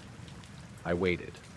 Nothing else happened. I told myself it was probably the car settling, heat from the engine or something shifting underneath, but the engine had been off for a while.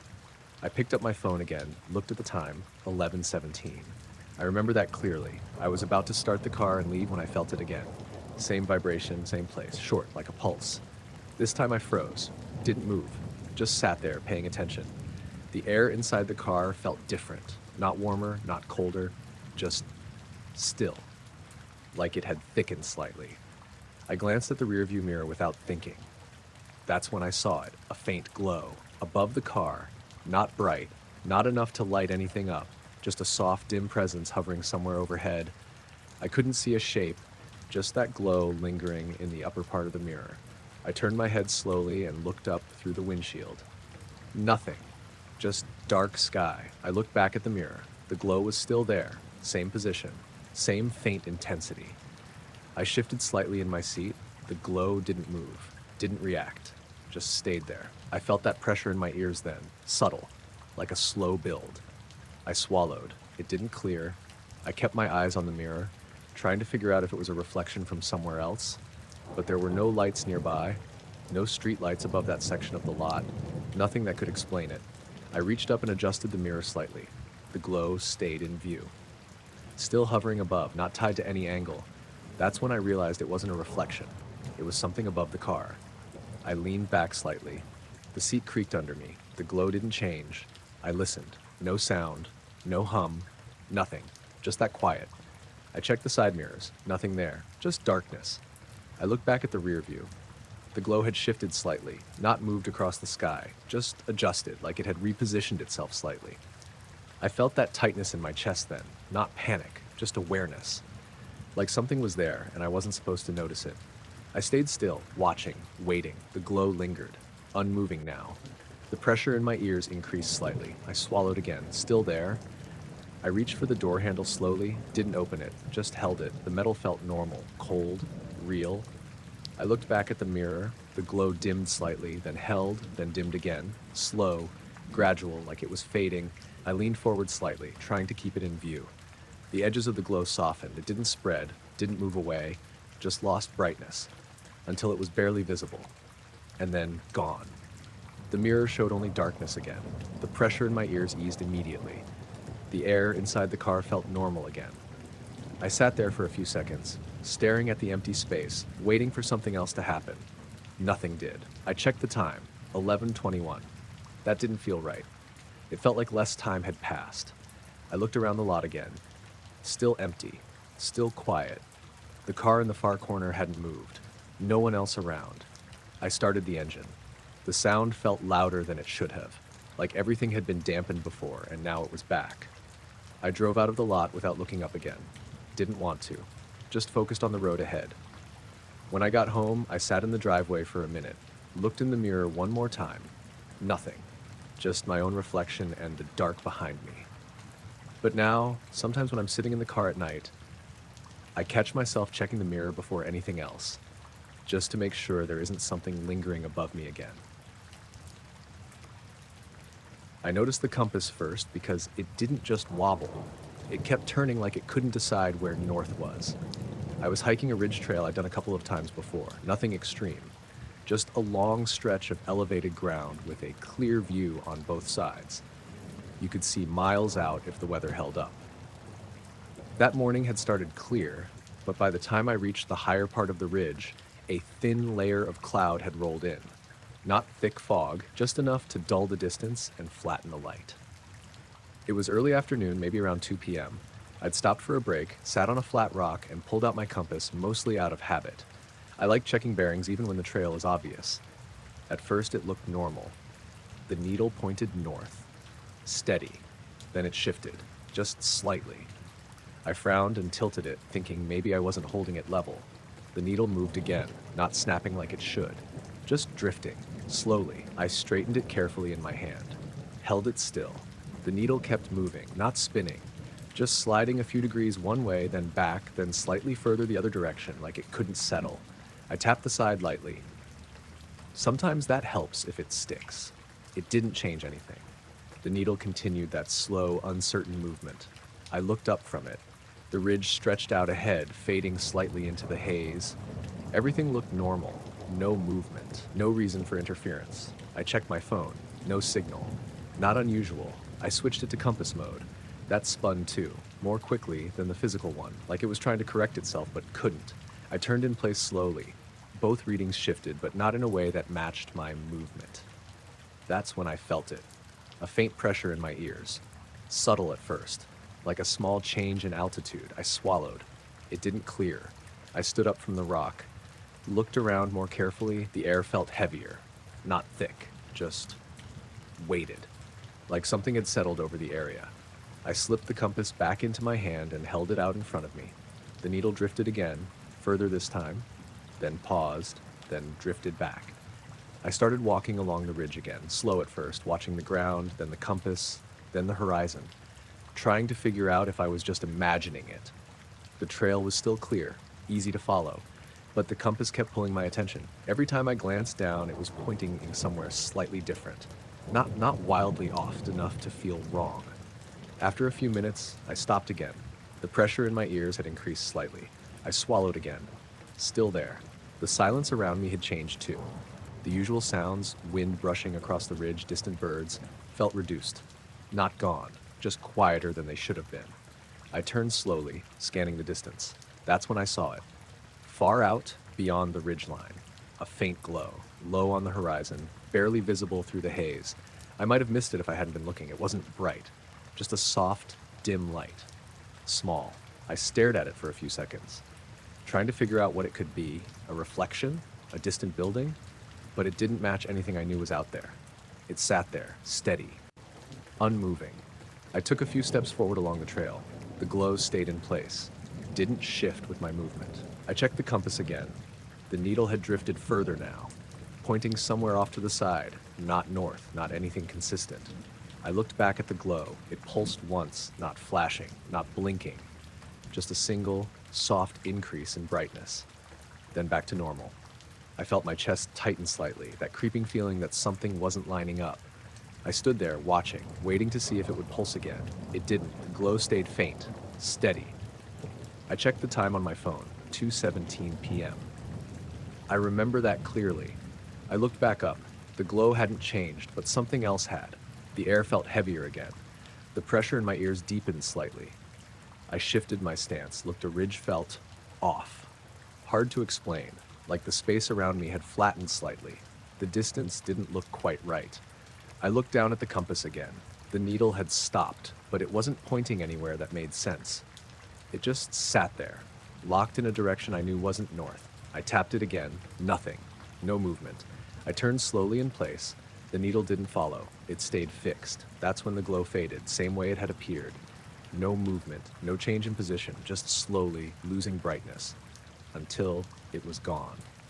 I stood there for a few seconds, watching the empty space. The pressure in my ears eased slightly. The air felt lighter. The normal sounds started to return. Wind first, then distant movement. Everything slowly coming back. I looked down at the compass again. The needle shifted, snapped back toward north, steady, like nothing had happened. I checked the time again, 2:21. That didn't feel right. It felt like more time had passed, or less. I couldn't tell. I stayed there for a bit longer, trying to decide if I should keep going or head back. Everything looked normal again. The trail was clear, the air felt right, but something about it stayed with me. I ended up finishing the hike. Didn't see anything else. The compass worked fine the rest of the way. No drifting, no issues. But now, whenever I'm out on a trail, I check the compass more often than I used to, just to make sure it still knows which way north is supposed to be. I noticed it because my shadow didn't match anything around me. I was walking home late, cutting through a quiet residential street I'd used plenty of times before. It wasn't completely empty, just the usual parked cars, houses with curtains drawn, the occasional porch light left on. It had rained earlier, so the pavement still had that slightly reflective sheen. The air was cool, not cold, and there was a light breeze that came and went. Nothing unusual. I had my hands in my pockets, just walking at a steady pace, not really paying attention to much. There was a street light ahead, one of those older ones that casts a soft yellow glow. As I got closer, my shadow stretched out in front of me like it normally does. Long, a bit distorted, nothing strange. I kept walking, and then it changed. Not gradually, just snapped. My shadow sharpened. The edges went from soft and blurry to clean and defined, like it had been cut out and placed on the ground. I slowed down slightly, looking at it more closely. It wasn't just sharper, it was darker, much darker than it should have been under that kind of light. Almost solid. I stopped walking. The shadow stopped with me, still sharp, still too dark. I glanced up at the streetlight. It looked normal. Same dull yellow glow. No flickering, no change in brightness. I looked back down. The shadow didn't match it. It was too crisp, too defined. I shifted my weight slightly, just to see how it moved. The shadow followed, but there was something off about it. The movement felt delayed, not by much, just enough that I noticed it, like it was catching up to me instead of moving with me. I felt a slight pressure in my ears then, subtle, like the air had shifted again. I swallowed. It didn't go away. The breeze that had been moving through the street died completely. The leaves on the nearby trees stopped rustling. Everything felt still. I looked around. The houses were quiet, no movement in any windows, no sound. I looked back at my shadow. Still sharp, still dark. I took a step forward. The shadow followed, but again there was that slight delay, almost unnoticeable, but enough to make it feel wrong. I stopped again. The shadow settled, edges perfectly defined. I looked up, not at the streetlight this time, at the sky. There was a faint glow above, not directly over me, just somewhere higher up. Dim, easy to miss if you weren't looking for it. It wasn't bright enough to light anything, but it was there. I lowered my gaze back to the ground. My shadow was still too sharp, too dark, not matching the light source. I took another step. Same thing, that slight lag, that unnatural crispness. I felt a tightening in my chest.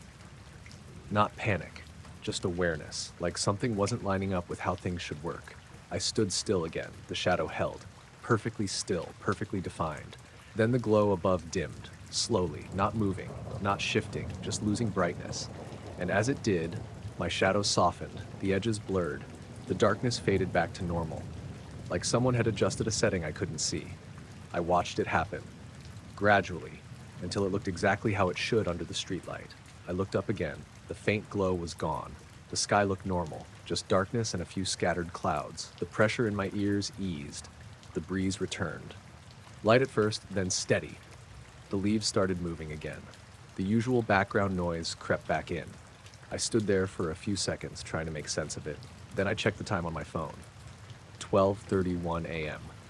I remember that clearly. I put it back in my pocket, looked down one more time. My shadow looked normal. Soft edges, correct shape, no delay.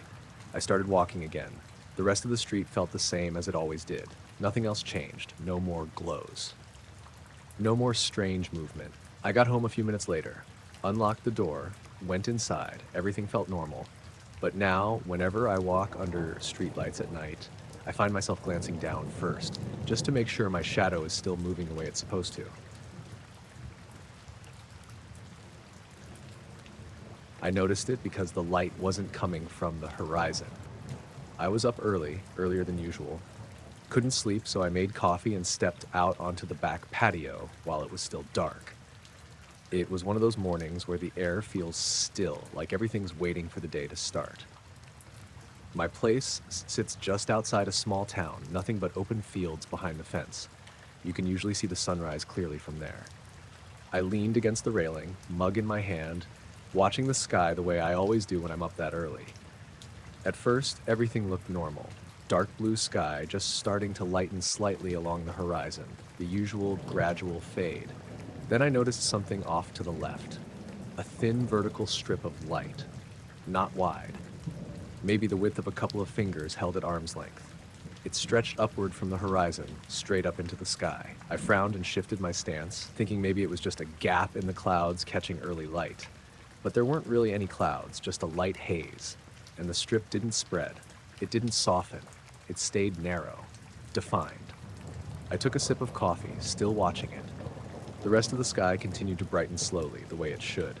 But that strip was already brighter, like it had skipped ahead.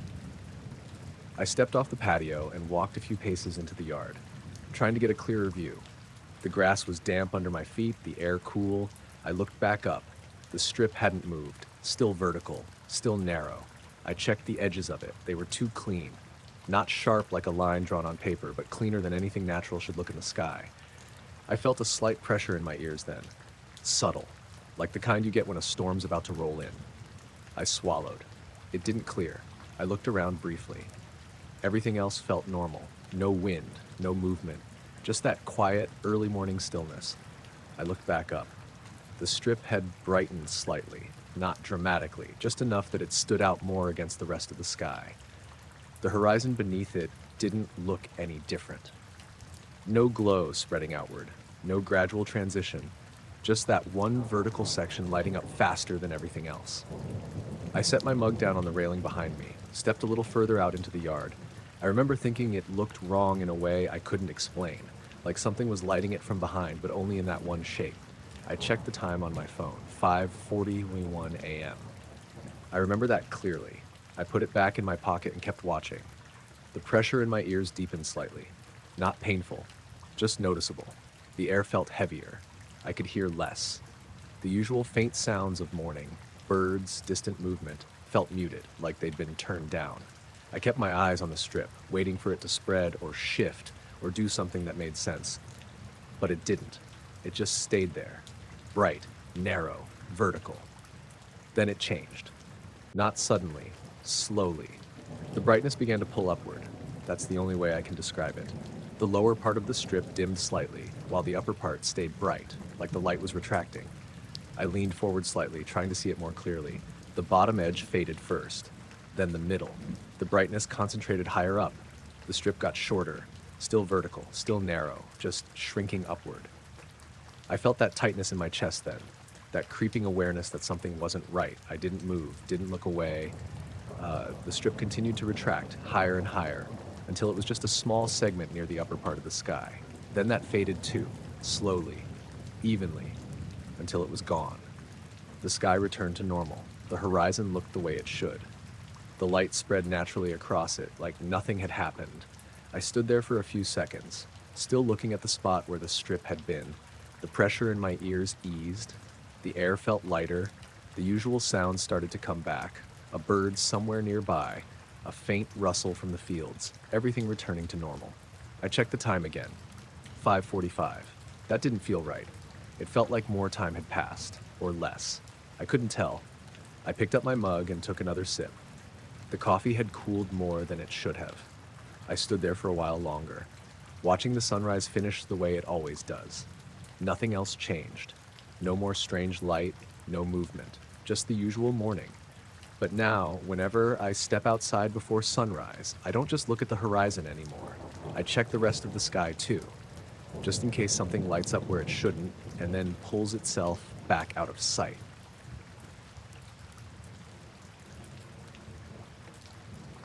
I didn't even know anything had happened until my neighbor knocked on my door. It was late morning, just before 10. I was still in the kitchen making coffee, half awake, when I heard the knock. It wasn't loud, just quick and a bit uneven, like they weren't sure if they should be knocking at all. When I opened the door, it was Denise from 2 houses down. She doesn't usually come by unannounced, so I already knew something was off. She didn't say hello right away. Just stood there, looking at me like she was trying to figure out how to start. "Were you home last night?" she asked. "Yeah," I said. "Why?" She hesitated, then glanced past me into the house, like she expected to see something behind me. "I saw something over your house," she said. The way she said it wasn't dramatic, more confused than anything. I leaned against the doorframe. "Like what?" "I don't know," she said quickly. "That's the thing. It was just there, hovering. No noise, no movement." I waited. She kept talking, a bit faster now. "I was letting the dog out around," she paused, thinking, "just after midnight. And I looked up and there was this light, but not like a light. It didn't shine on anything. It was just sitting there above your roof." I felt a slight shift in my stomach, but I tried to keep it neutral. "How big?" I asked. "Not huge," she said, "but not small either. Bigger than a car, maybe. I couldn't tell exactly. It was just faint, like it didn't want to be seen." That phrasing stuck with me. "Did it move?" I asked. She shook her head. "No, that's what was weird. It just stayed there, completely still." "How long?" "I don't know," she said. "A minute? Maybe less." I went inside to get my phone, and when I came back, it was gone. She looked at me again. "You didn't hear anything?" I shook my head. "No." That wasn't a lie. I hadn't. We stood there for a second. She nodded slowly, like she wasn't expecting much else. "Okay," she said. "I just thought I should say something." I told her I'd check my cameras. She seemed relieved by that, then headed back toward her house. I closed the door and stood there for a bit, thinking. My cameras cover the front and back of the house. Not the roof directly, but enough of the sky that if something had been hovering, I should have seen something. I went to the living room and pulled up the footage on my laptop. Scrolled back to just after midnight. 12 nothing. The driveway was empty. The street was quiet. I skipped ahead. Still nothing. I kept going. 15. That's when it happened. A flicker. Not like a normal glitch. The image didn't break apart or freeze. It warped just slightly. The edges of the frame bent inward for a split second, like the whole scene had been pulled tighter. Then it snapped back. I paused it, rewound, played it again. Same thing. A quick distortion. Then normal. I checked the timestamp. Then it jumped. 12:09. 6 seconds missing. I frowned, switched to the back camera. Same time, same distortion, same jump. And closer to the screen, trying to see if anything else changed during that moment. But there was nothing clear. No object, no light. Light, just that brief ripple. I played it again. Slower this time. Frame by frame. At the peak of the distortion, something felt off. Not visible in a clear way. Just wrong. Like the space itself didn't line up properly. The fence looked slightly curved. The corner of the shed bent inward. Then it all snapped back. I sat back in the chair, staring at the screen. I checked earlier footage. Everything normal. No glitches, no distortion. I checked later. Same. Completely normal. Just that one moment. I looked at the time again. 12:15. Denise had said just after midnight. That lined up. I went outside, walked around the front of the house, looked up at the roof. Nothing unusual. No marks. No signs of anything. The sky was clear now, bright, normal. I walked around to the back, stood there for a bit, trying to picture something hovering above, but there was no reference. Nothing to anchor it, just empty space. I went back inside and checked the footage again. Paused on the distorted frame. Zoomed in as much as I could. Still nothing clear, but the feeling stayed. That something had been there, even if the camera hadn't captured it directly. That night, I stayed up later than usual, sat in the living room with the live feed open on my phone, watching, waiting. Nothing happened. Everything stayed normal. No flicker, no distortion, just the usual quiet.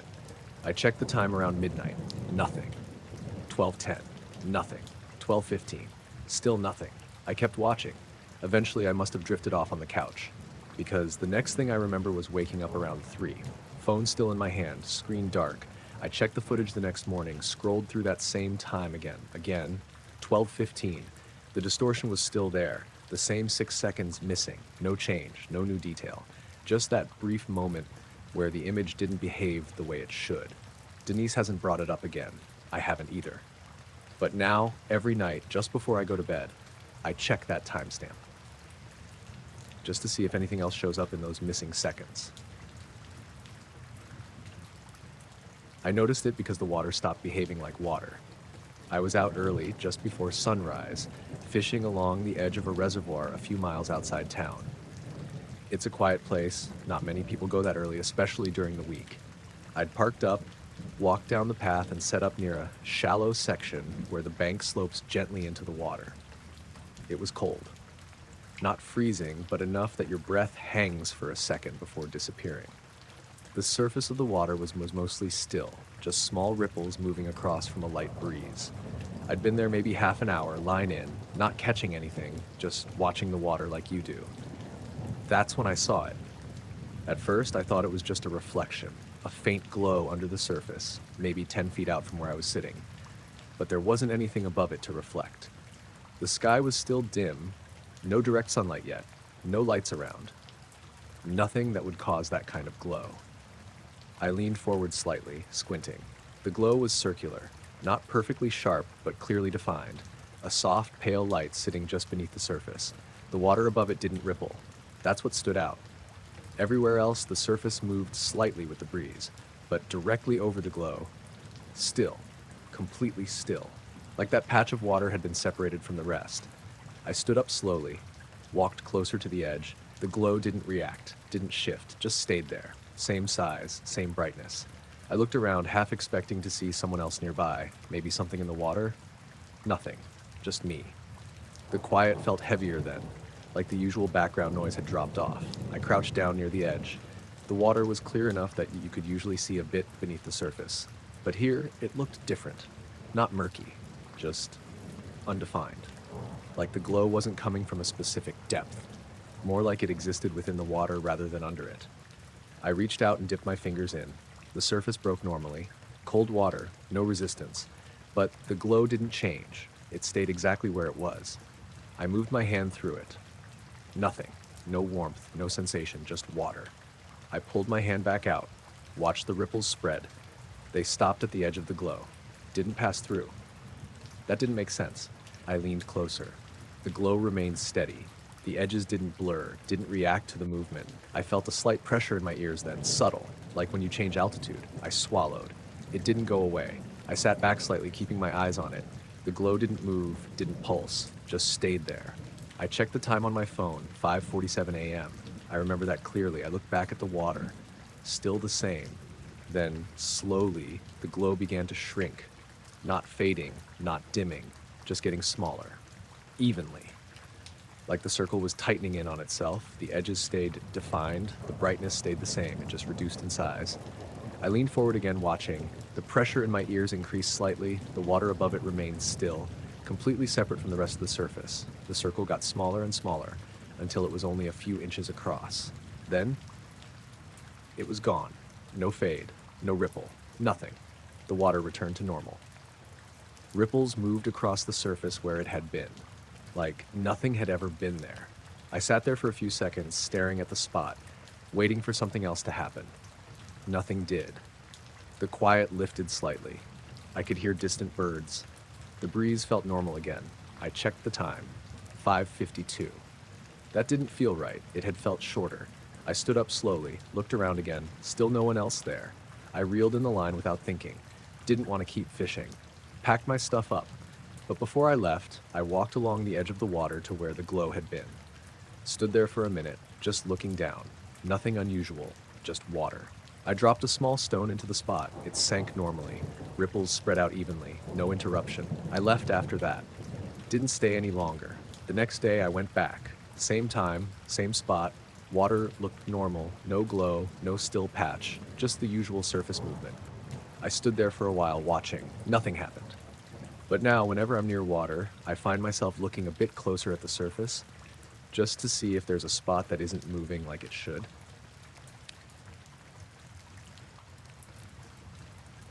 I felt it before I saw anything. Just a short vibration through the seat, like the car had idled unevenly for a second. Not strong enough to shake anything, just enough that I noticed it. I looked down at the dashboard. Engine was off, keys weren't even in the ignition. That's what made me sit up properly. I was parked in a lay-by just off a coastal road, about 10 minutes outside a place called Red Haven. Not a busy spot, just a gravel pull-in overlooking the water. I'd stopped there a few times before, mostly to clear my head after work. It was late, maybe around 11:40 p.m. The sky was clear, stars out, no moon. You could just about make out the line where the sea met the sky, but not much else. I'd been sitting there for a while, phone in my hand, not really paying attention to anything. Then the seat vibrated. Once. Brief. I held still. Waited. Nothing. I shifted slightly, thinking maybe I'd moved in a way that made the springs creak or something. Didn't feel the same. I leaned forward and turned the key halfway, just to check. Dashboard lit up. No issues. I turned it back off. Sat there again. A few seconds passed, then I felt it again. Same thing. A short, low vibration. Not from the engine. More like it came up through the floor. I frowned and glanced around. The car wasn't moving. The gravel outside was still. No wind, no passing cars. Nothing that could have caused it. I leaned forward again, this time resting my hand on the center console. Waited. Nothing. I sat back. Then, without thinking, I looked up at the rearview mirror. That's when I saw the glow. It wasn't behind me, not on the road. It was above, reflected faintly in the mirror. A soft light hanging somewhere overhead, not bright, just enough to stand out against the dark sky.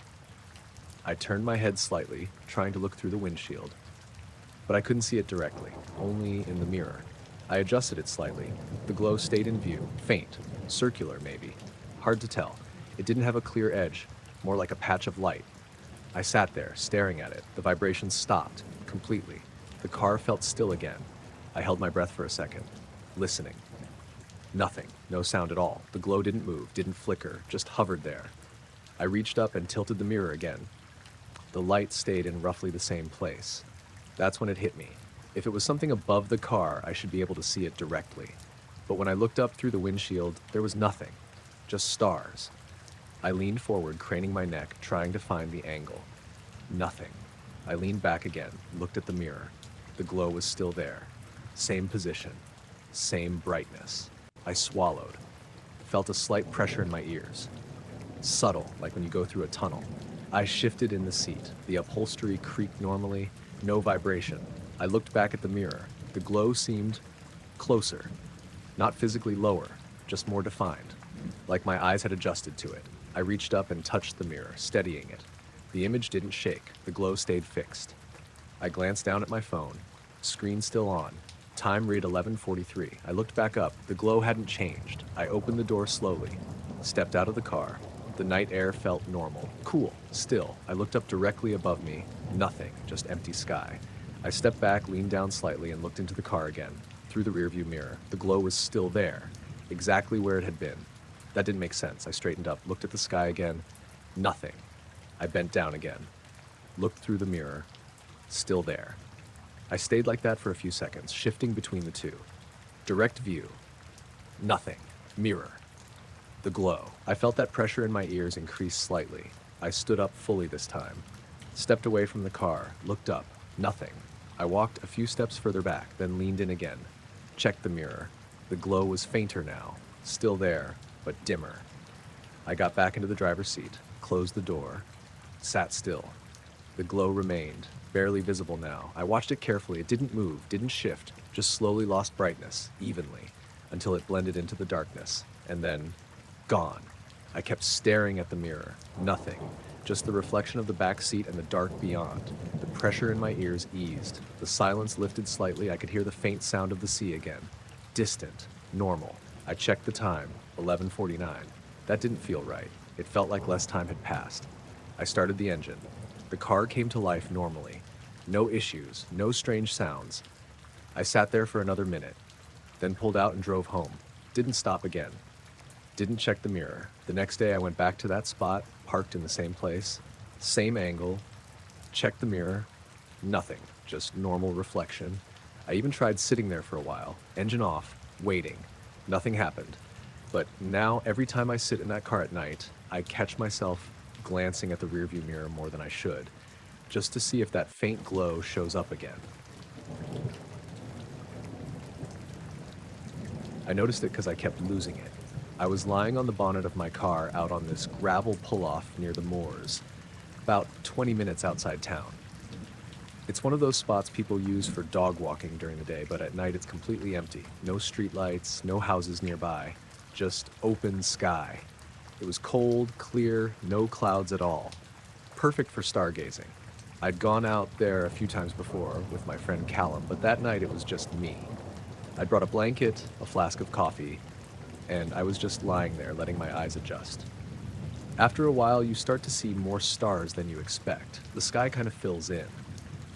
I was just scanning across, picking out constellations I half recognized, when I noticed one star that didn't behave quite right. At first, I thought it was just my eyes.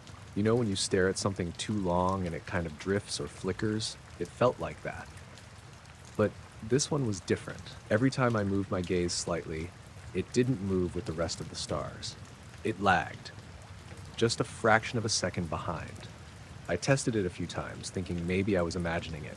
I'd look at a point slightly to the left, then quickly back to the star. Every other star shifted instantly with my vision. That one didn't. It sort of caught up, like it had to reappear in the right place. It was subtle. If I wasn't paying attention, I would have missed it. I sat up a bit, resting on my elbows, and focused on it properly. It wasn't brighter than the others.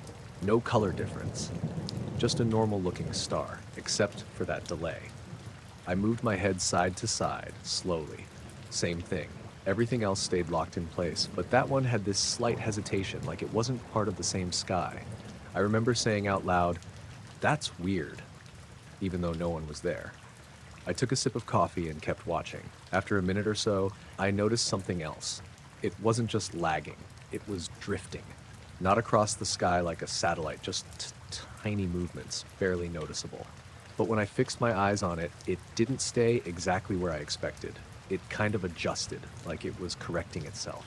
I rubbed my eyes, thinking maybe I was just tired, looked away for a bit, then back again. Still there, still off. I checked my phone to see if there were any satellites passing overhead. There's an app for that where Luft shows you what's moving. Nothing matched its position. I even checked for planes. Nothing. The sky was completely still, except for that one point. I lay back down, trying to relax and just observe it without overthinking. That's when I noticed the silence. It had crept in slowly, so I didn't catch it at first. Usually out there, you hear something. Wind, distant cars, maybe an owl. There was nothing. Not even the faint rustle of grass. I sat up again, listening. The world felt muted.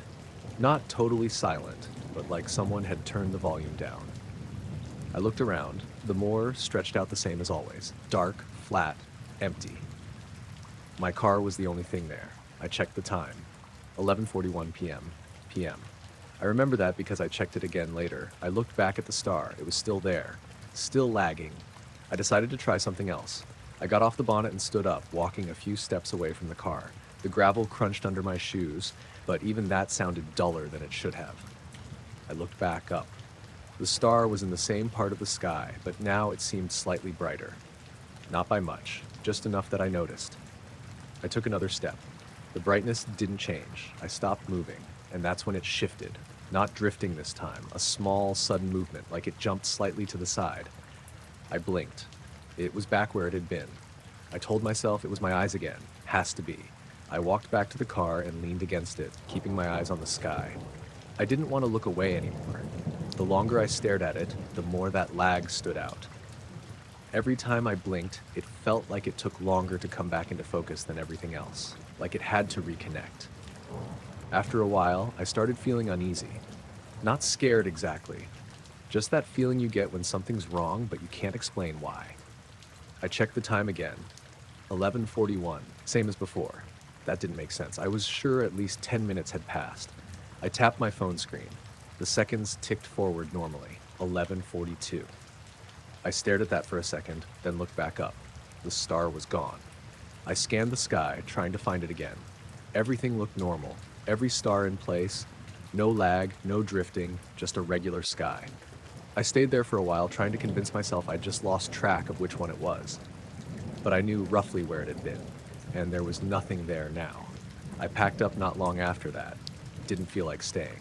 As I got into the car, I had this weird sensation like I was being watched. Not from the ground, from above. I looked up one last time before getting in. Still nothing, just stars. I drove home. The whole drive felt off. The road seemed quieter than usual. Even the engine sounded different, like it was slightly out of sync with itself. I kept checking the time. It moved forward, but not in a way that felt consistent. I got home at 12:18. That didn't line up with when I'd left.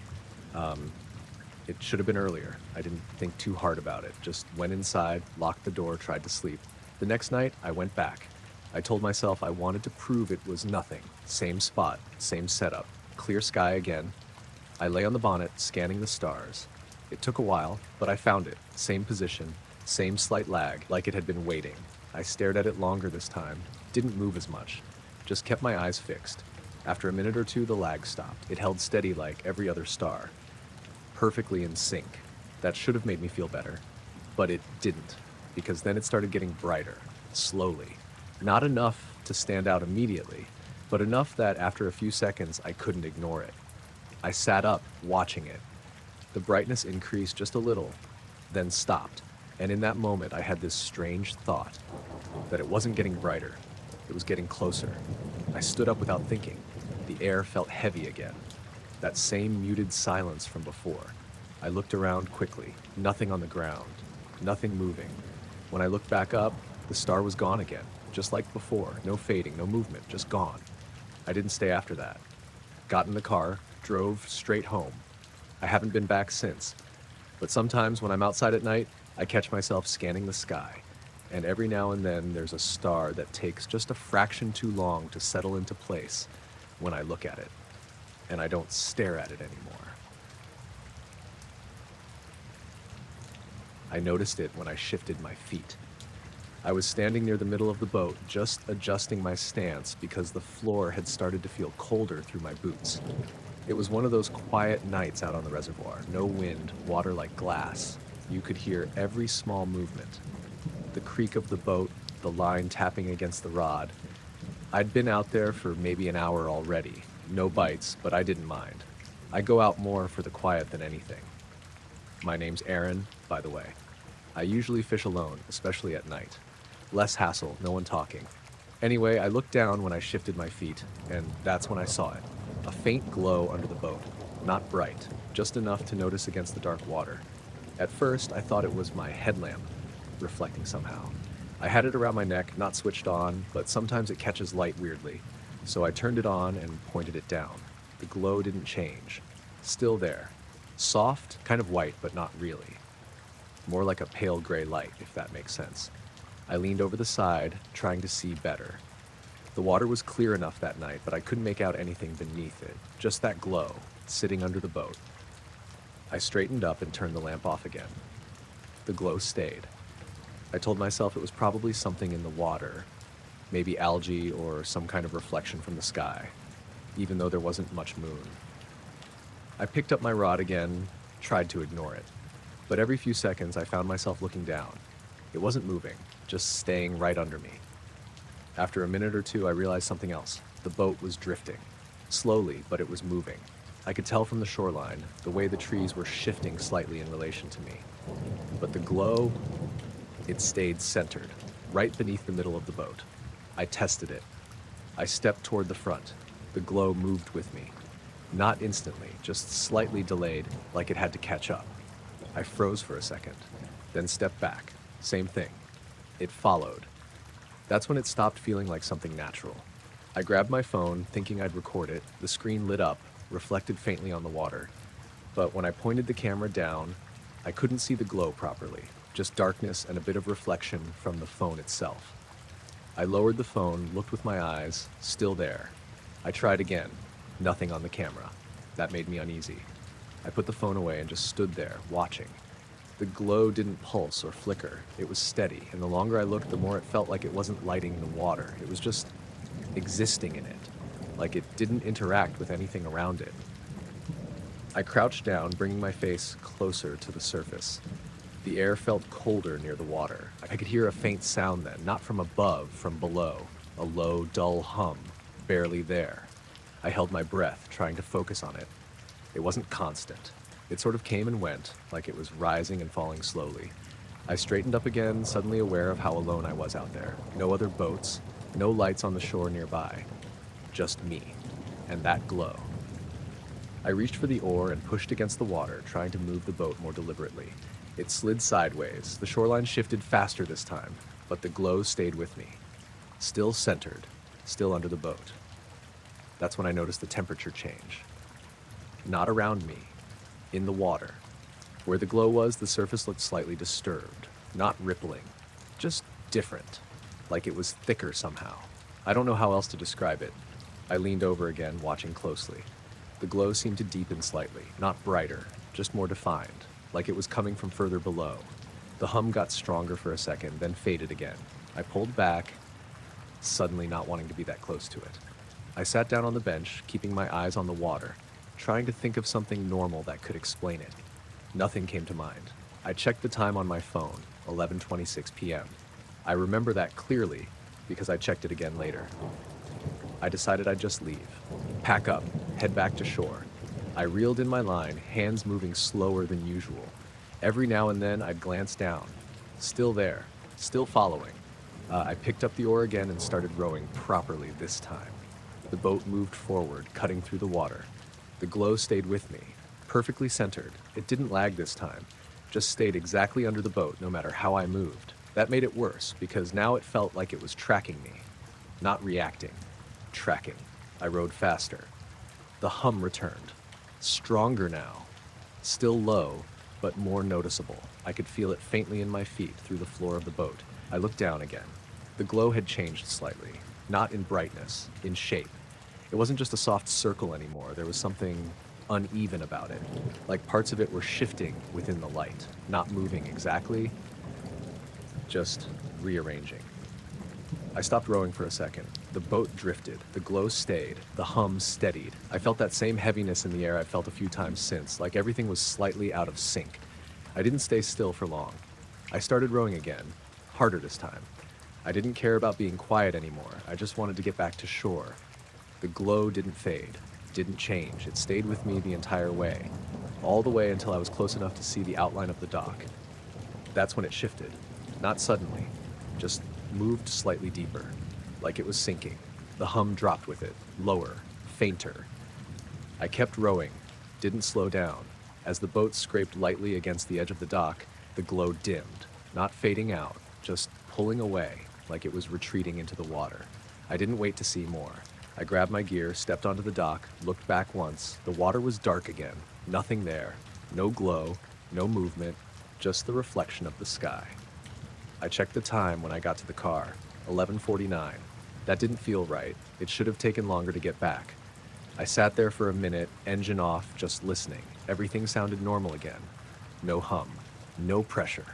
I haven't been back out there at night since, but a couple of weeks later, I was there during the day. Same spot, same part of the water. And when I looked over the side, just for a second, I thought I saw something pale shift beneath the surface, right where the boat would have been.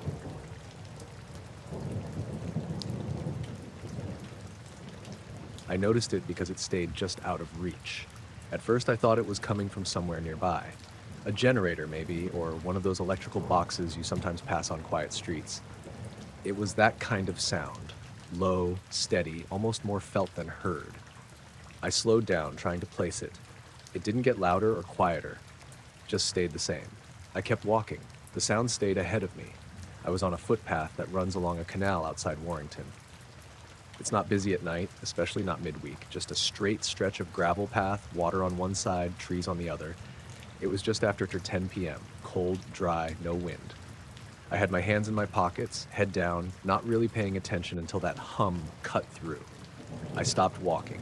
The sound stopped too, not faded, stopped. I stood there listening, nothing, no hum, no movement, just the usual quiet. Distant traffic somewhere far off, water barely shifting against the edge. I took a step forward. The hum came back, same tone, same level. I frowned, took another step, still there, always just ahead of me. I sped up a bit. The sound didn't change, didn't get closer, didn't move further away, just stayed in front. I slowed again, same thing. I stopped completely. Silence. I stood there for a second trying to process it. All right, I said under my breath. I started walking again. The hum returned immediately. It wasn't loud, but it sat right at the edge of hearing, like it was coming from somewhere just beyond where I could focus. I picked up my pace, walking faster now. The gravel crunched under my shoes, louder than the sound itself. The hum didn't change, didn't get closer. I started to feel that tightness in my chest. I stopped again. Silence. I turned around slowly, nothing behind me. The path stretched back the way I'd come, empty. I turned forward again, took one step. The hum came back, same place, ahead. I exhaled slowly. Just keep going, I said. I walked faster, not running, but close. The hum stayed in front. I couldn't catch it. No matter how fast I moved, it didn't drift further away either, just stayed that exact distance, like it was fixed. I slowed down again. The sound stayed steady. My ears started to feel that pressure again, subtle but building. I rubbed one ear slightly, didn't help. I glanced to the side toward the canal. The water looked black, flat, no reflection. That felt off too. Usually you get some shimmer, even at night. I looked back to the path. The hum continued. I took a few slower steps now. Testing it. The sound didn't react, didn't change, just stayed ahead. I stopped again. Silence. I stood there longer this time, trying to hear anything else. Nothing. I held my breath, still nothing. I took a step. The hum came back. Instant. I felt a slight shift in the air, like something moving just out of view. I stepped forward again. The sound moved with me, or stayed ahead. I couldn't tell. I looked straight ahead, focusing on the path, trying to see something, anything. There was nothing. Just the narrow stretch of gravel disappearing into darkness. The trees on either side felt closer than they should have been, leaning in slightly. I picked up my pace again. This time faster, almost jogging. The hum stayed, same distance, same tone. I couldn't close the gap. I stopped suddenly. Silence. I bent slightly, hands on my knees, catching my breath. The pressure in my ears eased. I straightened up, looked ahead. The path looked normal again. I took one step. The hum returned. I shook my head. "This is stupid," I muttered, but my voice sounded off. Flat, like it didn't carry properly. I started walking again. Steady pace. The hum followed or stayed ahead. I couldn't tell anymore. After a few minutes, I noticed something else. The sound wasn't just in front of me. It was slightly above. Not high, just elevated. Like it was coming from a point just ahead and slightly above my eye level. I looked up. Nothing. Just dark sky between the tree branches. I looked back down. The hum stayed. I took another step and another. Then I saw something. Barely. A slight distortion. Right at the edge of where the path disappeared into darkness, like the air was bending slightly. I slowed. The distortion stayed ahead, same distance. I stopped. It stopped. I took a step. It moved or stayed ahead, always just out of reach. My chest felt tight again. I took a deeper breath. The pressure in my ears increased slightly. The hum grew just a fraction stronger, not louder, just more present. I stepped forward again. The distortion became slightly more noticeable. Still faint, still hard to focus on, but definitely there. I kept walking. The hum stayed. The distortion stayed, always just ahead. I didn't try to catch up anymore. I just kept moving. After a while, the path opened up slightly. The trees thinned, the canal widened, and the sound stopped. Completely. I froze. Looked ahead. The distortion was gone. The path looked normal. The air felt normal. The pressure in my ears faded. I stood there for a minute, listening. Nothing. Just the usual quiet. I walked forward slowly. No hum, no distortion, just the path. I kept going until I reached the next bridge. There were streetlights there. Real light. I stepped under one. Looked back the way I'd come. The path disappeared into darkness again. Nothing moved, nothing followed. I stood there for a while, then turned and walked home. I didn't hear the hum again. But for the rest of the walk, I had this constant feeling that if I sped up just a little more, I might finally catch whatever had been just ahead of me. I was about halfway through the drive when my headlights dimmed. Not completely off, just dipped, like something passed in front of them for a second. The road ahead went darker than it should have been, like the beam got swallowed up. Then it snapped back to normal. I slowed down a bit, instinctively, even though there was nothing there. No car, no animal, nothing crossing the road. I was on a stretch of road outside Hexham, heading back toward Newcastle. It was late, around 1:30 a.m., and the weather had turned earlier. Light rain, not heavy, but enough to make the road shine under the headlights. There weren't many streetlights out there, just long gaps of dark between the occasional dim orange ones. I remember glancing at my dashboard, thinking maybe something flickered with the battery or the lights themselves. Everything looked fine, so I kept driving. About 30 seconds later, it happened again. This time it lasted longer. The headlights dimmed, and the road ahead didn't just get darker. It felt like it disappeared, like the beam stopped reaching as far as it should. I could still see the immediate road in front of me, but beyond that, it was just black. Not normal night darkness. Heavier. I slowed down more, easing my foot off the accelerator. "Come on," I muttered, like the car could hear me. Then it snapped back again. Full brightness. Wet road reflecting the light like normal. I exhaled and gave a small laugh, mostly to calm myself down. Electrical issue, I thought. Old car, weird wiring, something like that. Still, I didn't speed back up. A few minutes passed without anything happening. The road curved slightly, lined with trees on both sides. Their branches leaned over in places, forming these dark tunnels where even the weak streetlights didn't reach. I started to relax a bit. Then I noticed something else. The sound. The rain had been lightly tapping against the windshield the whole time. Not loud, just steady. But at some point, it stopped. I didn't notice exactly when. I only realized because the silence felt wrong. I flicked my eyes up at the windshield. The wipers were still moving, slow and steady, but there was nothing for them to clear. No droplets, no streaks. The glass was dry. I glanced at the side mirrors. The road behind me still looked wet. I could see the faint sheen under my taillights. But ahead of me, it was dry, completely. I felt that same tightness in my chest again. I pressed the accelerator a little, wanting to get out of that stretch of road. That's when the headlights dimmed a third time. This time they didn't come back right away. The beam shortened again, cutting off a few meters in front of the car. Everything beyond that was just gone. Like the road ended in darkness. I slowed almost to a crawl. My hands were tight on the wheel now. I leaned forward slightly, trying to see further ahead, like that would help. And then I saw it. Not clearly, just a shape. Something darker than the darkness, right at the edge of where the headlights stopped. It wasn't solid. Not like a person or an animal. More like a distortion, like heat rising off asphalt in the summer. Except it was night and cold. It stayed in place as I moved forward, or maybe I was moving toward it. I couldn't tell. The ringing in my ears started then, quiet at first, but noticeable. Same high-pitched tone you get from electronics sometimes, but there was nothing around. I eased my foot onto the brake. The car slowed even more. The shape didn't move. It didn't react. It just stayed there, right where the light ended. I felt this strong urge to stop completely. Not panic, not fear exactly, just this pull to not get any closer. But I was already too close. The car rolled forward another few feet. The headlights flickered, and for a split second, everything went completely dark. Not just ahead of me. Everything. No dashboard lights, no headlights, nothing. Just black. Then it all came back at once. The headlights were full brightness again. The dashboard lit up, the road stretched out ahead like normal, and the shape was gone. I hit the accelerator without thinking, pushing the car faster than I should have on a wet road, or what should have been a wet road. I glanced at the windshield again, still dry. The wipers kept moving uselessly, squeaking slightly now against the glass. I reached over and turned them off. The silence got heavier. No rain, no wiper noise, just the engine and that faint ringing, still there, just under everything.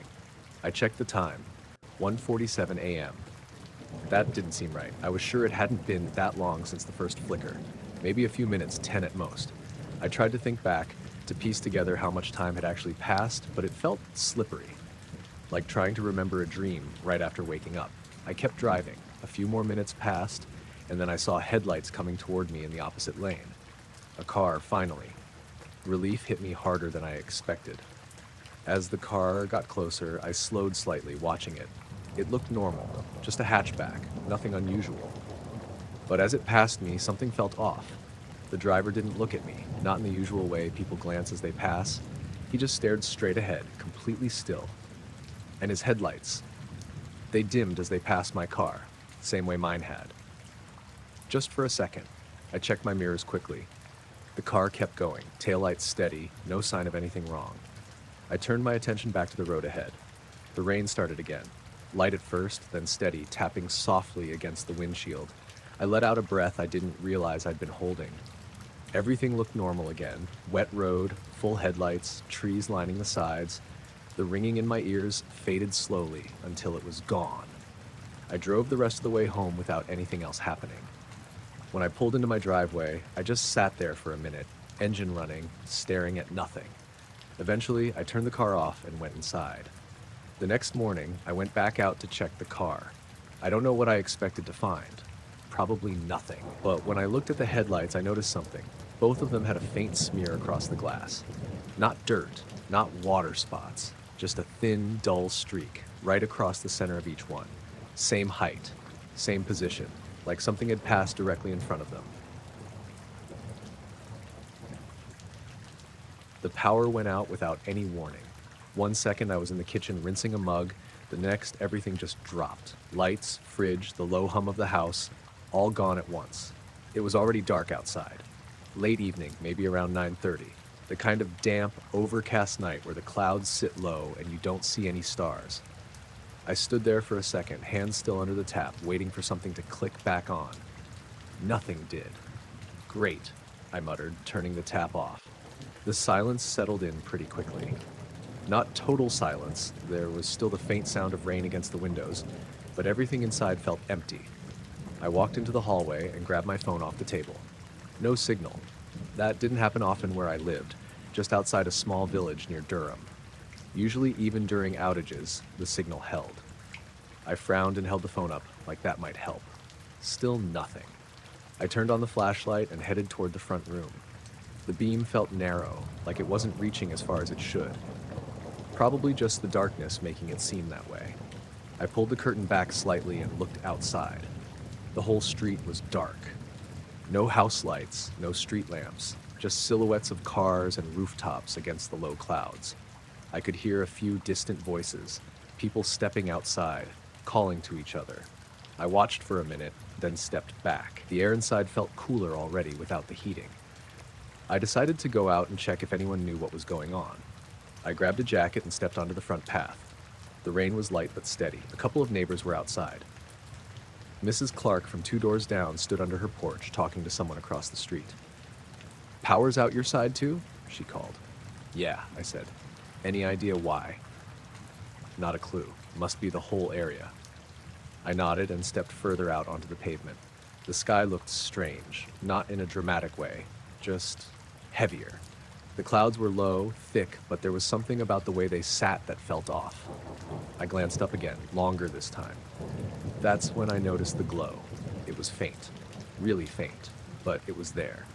A soft light behind the clouds, spreading out unevenly. At first I thought it might be the city, light pollution pushing through the cloud cover. But it didn't look like that. It wasn't orange. It was pale, almost white, but slightly off. I narrowed my eyes, trying to focus on it. The glow stayed steady for a few seconds. Then it shifted. Not across the sky, within the clouds, like something moving behind them, but without a clear shape. I took a step forward without realizing it. "Do you see that?" I asked, half turning toward Mrs. Clark. She looked up briefly. "See what?" "That light." She squinted for a moment, then shook her head. "Just clouds." I looked back up. The glow was still there, still faint, but more noticeable now that I was focused on it. The rain seemed to soften, not stop, just less. The street felt quieter. The voices faded. I realized I couldn't hear anyone talking anymore. I glanced around. People were still there. Mrs. Clark was still on her porch, but no one was speaking. Or if they were, I couldn't hear it. I turned back to the sky. The glow spread slightly, like it was filling more of the cloud cover. It didn't brighten, just expanded. The edges of it were soft, blending into the darker clouds around it.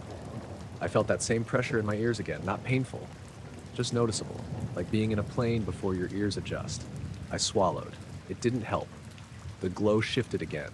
This time it seemed to move upward, not in a straight line, more like it was pulling away. The clouds above it thinned slightly, just enough to show a darker layer beyond. I stood there, watching, trying to understand what I was looking at. There was no shape, no clear source, just that pale light moving behind the cloud layer. Then it started to fade, slowly, evenly, like someone dimming it down. The pressure in my ears eased slightly as it did. The rain picked up again. I heard voices return. "Probably just the grid," someone was saying. I blinked. The glow was almost gone now, just a faint hint left in the clouds. Then it disappeared completely. The sky went back to its normal dark gray. A second later, the streetlights flickered on one by one. Then the houses, lights coming back through windows. A low hum returned as things powered up. I stood there for a second longer, looking up. Nothing unusual, just clouds. "Back on," Mrs. Clark called. "Yeah," I said, still staring at the sky. I went back inside. The house felt normal again, warm, familiar. I put my phone on the table. Signal bars came back immediately. I stood in the kitchen for a minute, replaying what I'd seen, trying to match it to something normal.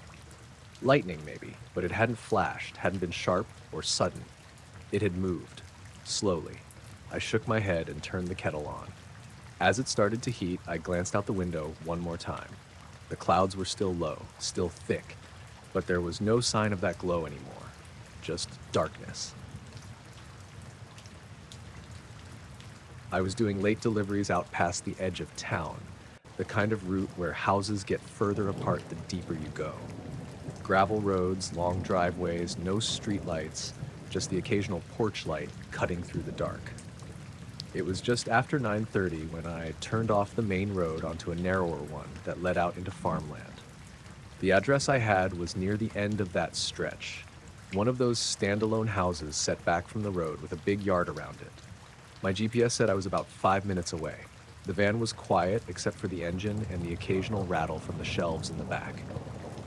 I had the radio on low, just for some background noise. As I got closer, the road got rougher. More gravel, more dips. I slowed down a bit, headlights bouncing off fences and the edges of fields. Then I saw the house. It sat off to the right, maybe 50 yards back from the road. Single story, wide front yard, a couple of trees near the driveway. There was a porch light on, warm yellow, and a faint light in one of the front windows. I checked the address again. It matched. I pulled into the driveway. Gravel crunched under the tires as I rolled forward.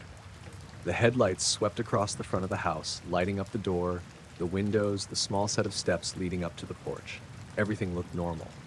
I put the van in park and reached over to grab the package from the passenger seat. That's when the lights went out. All of them. Porch light, window, everything. Just gone. I froze for a second, package in my hands. The headlights from the van were still on, lighting up the front of the house, but without the house lights, everything looked different. Flat. Empty. I waited. Sometimes people turn off lights when they're heading to bed, I thought. Maybe bad timing. I opened the door and stepped out. The air was cold, still. No wind at all. I closed the van door behind me and started walking toward the house. Gravel under my boots sounded louder than usual. Halfway up the driveway, I noticed the glow. It was above the roofline. Not directly overhead, but just beyond the peak of the house, maybe 10 or 15 feet above it. At first, I thought it was the moon, but it wasn't in the right position, and it wasn't that kind of light.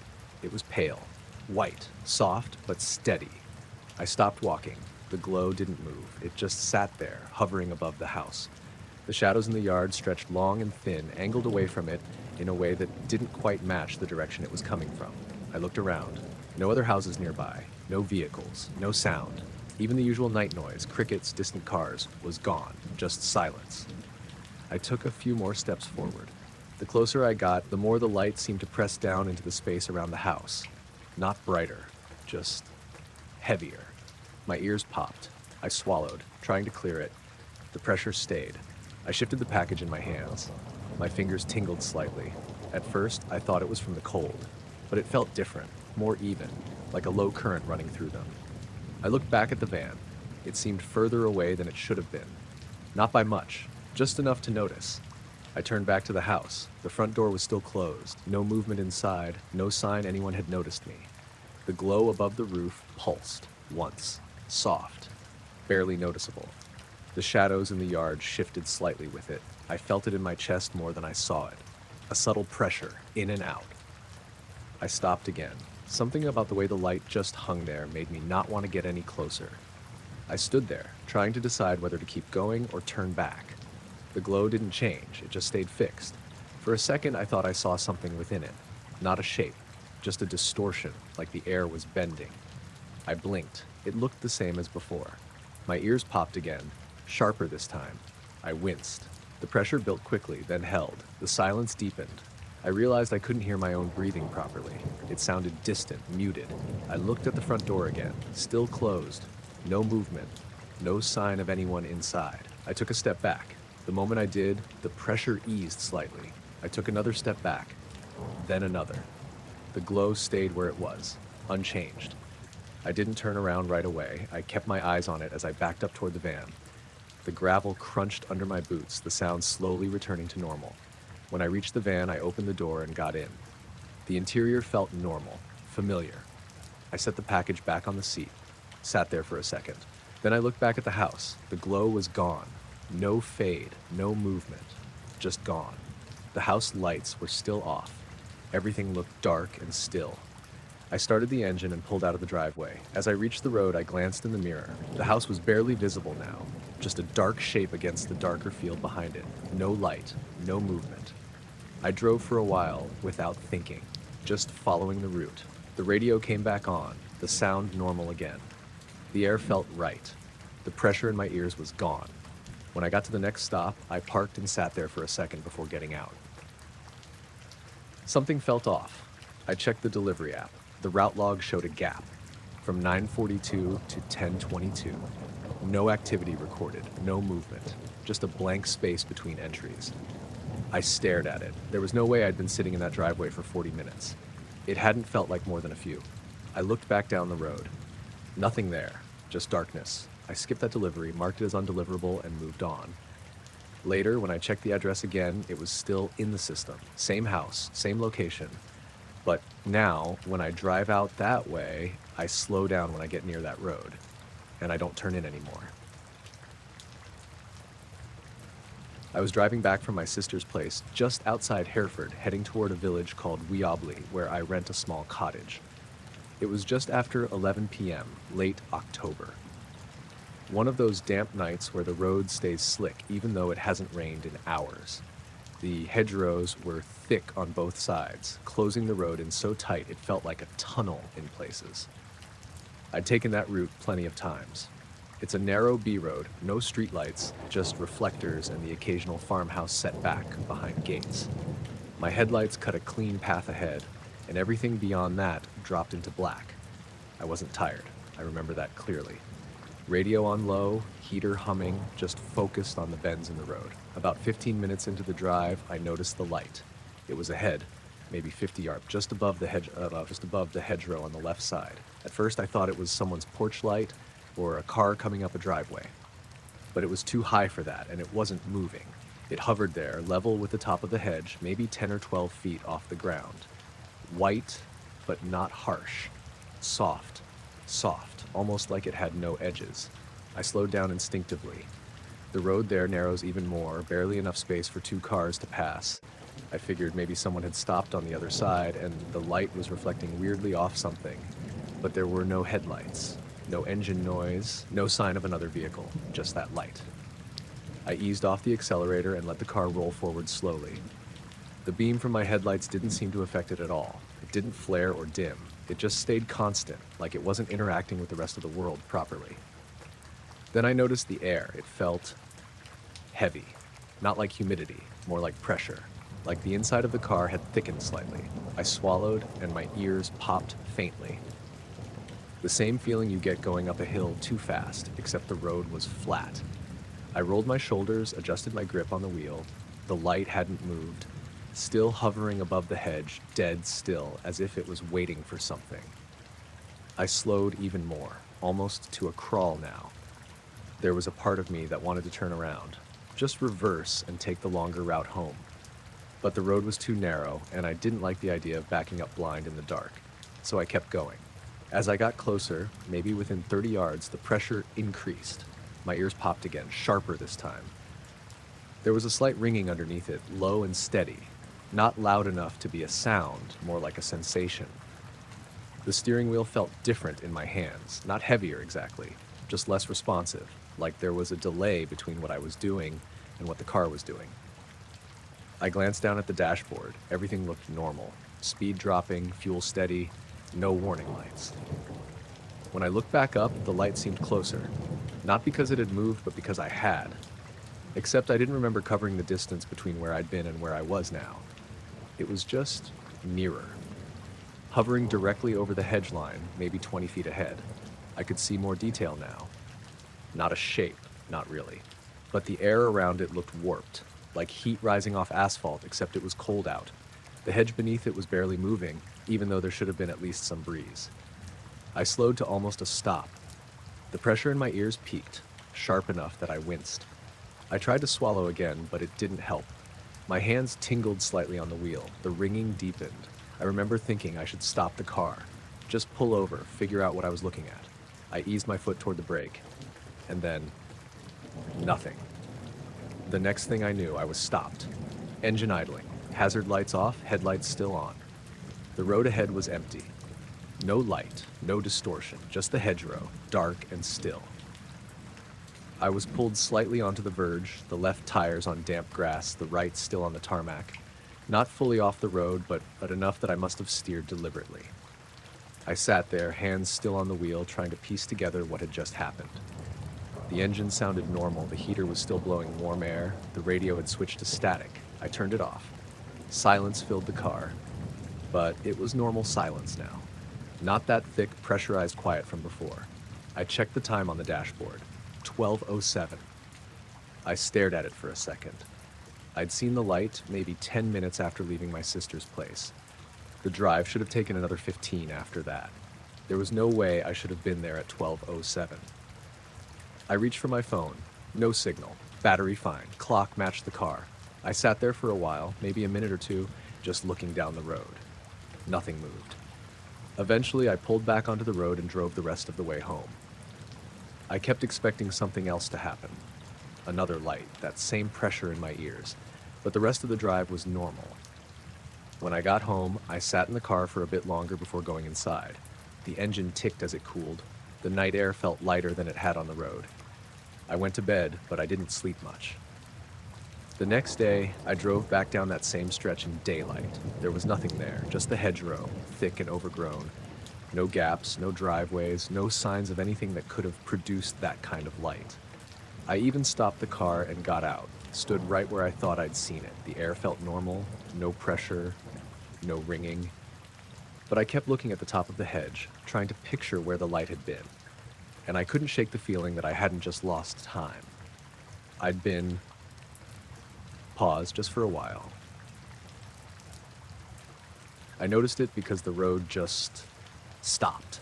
Not physically, but the way my headlights hit it changed for a second. I'd been driving with full beams on, the road stretching out ahead the way it always does on those long, empty lanes. Hedgerows on both sides, nothing but fields beyond them.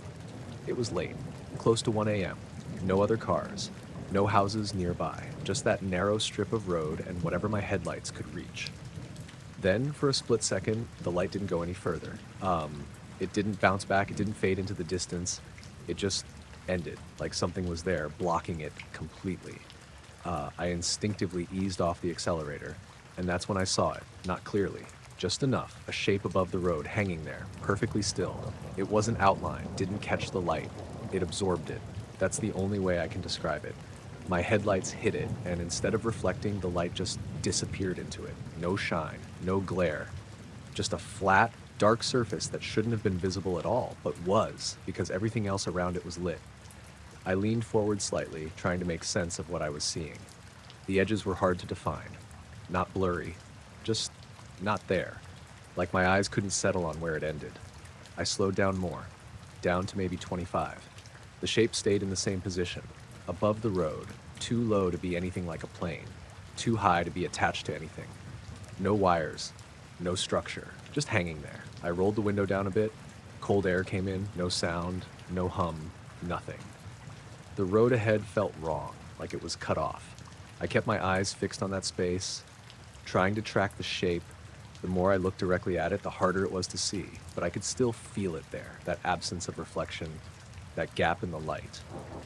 I tapped the brake lightly, the car slowed further, the headlights shifted slightly as the angle changed. For a second, the surface became more noticeable, a smooth curve, not flat, not sharp, just a gentle, continuous shape. Then it moved, not across the road, not away from me, up, straight upward, no acceleration, no buildup. One moment it was there, then it wasn't. Gone. The headlights reached the road again. Normal. The space ahead filled back in like nothing had been there. I braked harder than I meant to. The car slowed to almost a stop. I stared through the windshield. Nothing. Just empty road. I opened the door and stepped out. The cold hit me immediately. The air felt still. Too still. I looked up. Nothing. Just sky. Dark, clear, empty. I turned slowly, scanning above me. There was no sign of anything. No movement. No light. No sound. I stood there for maybe 20 seconds, waiting, listening. Nothing changed. I got back into the car and shut the door.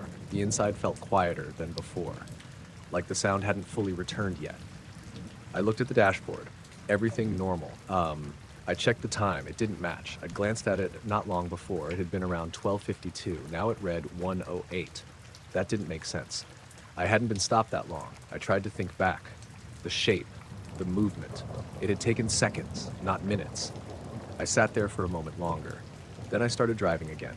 Slow at first, then gradually picking up speed. The road ahead looked normal. The light reached as far as it should. Nothing blocked it.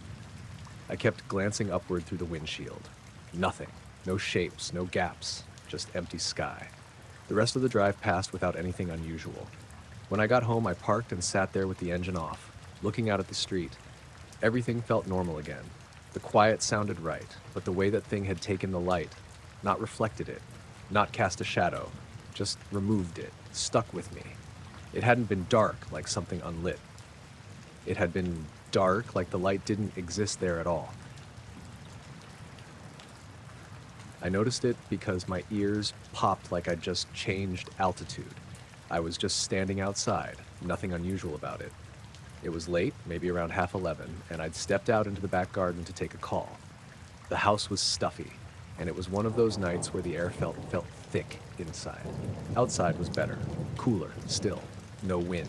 Clouds moving slowly across the sky, but high up, barely noticeable unless you actually looked for them. I just ended the call and stayed out there for a minute, leaning against the fence, not really thinking about anything. Then it happened. A sudden pressure shift. Both ears at once. That familiar pop, like when you're on a plane or going up a steep hill. I swallowed instinctively. It didn't clear. I frowned and tilted my head slightly, trying to equalize it. Nothing. The pressure stayed. Not painful. Just there. A dull, steady weight. I looked up without really meaning to. The clouds were still moving slowly, normal, but something was off. I couldn't place it at first. Then I saw the light. It wasn't bright, just a dim point, moving, gliding between the clouds, not through gaps, between them, like it was behind the clouds but still visible. I narrowed my eyes trying to focus on it. It didn't blink, didn't change brightness, just moved, slow, smooth, completely silent.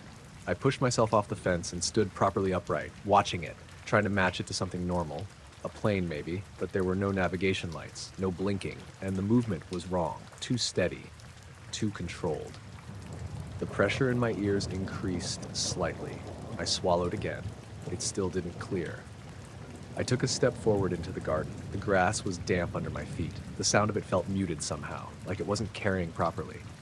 I looked back up. The light continued its path, cutting between the clouds. It didn't illuminate them, didn't cast any glow, just existed against them. I tried to look directly at it. The moment I focused fully, it dimmed. Not gone, just harder to see. I shifted my gaze slightly to the side. It came back into clarity. I felt that quiet tension settle in, not fear, just something not lining up. I stood there, tracking it. The movement didn't change, didn't speed up or slow down, just continued. Then it stopped, midway across the sky, completely still. The pressure in my ears deepened. I felt it behind my eyes as well, subtle. But there, I held my breath without realizing it, watching, waiting. The light didn't flicker, didn't move, just held there. Then it shifted, not gradually, just changed direction from left to right, then upward, a slight angle, still silent. I felt a slight vibration in my chest, not a sound, more like a physical sensation. Then the light pulsed, once, very faint. At the same moment, the pressure in my ears peaked. A sharp, quick pop. Then it eased. I exhaled slowly, didn't realize I'd been holding it. The light continued moving upward now, faster than before.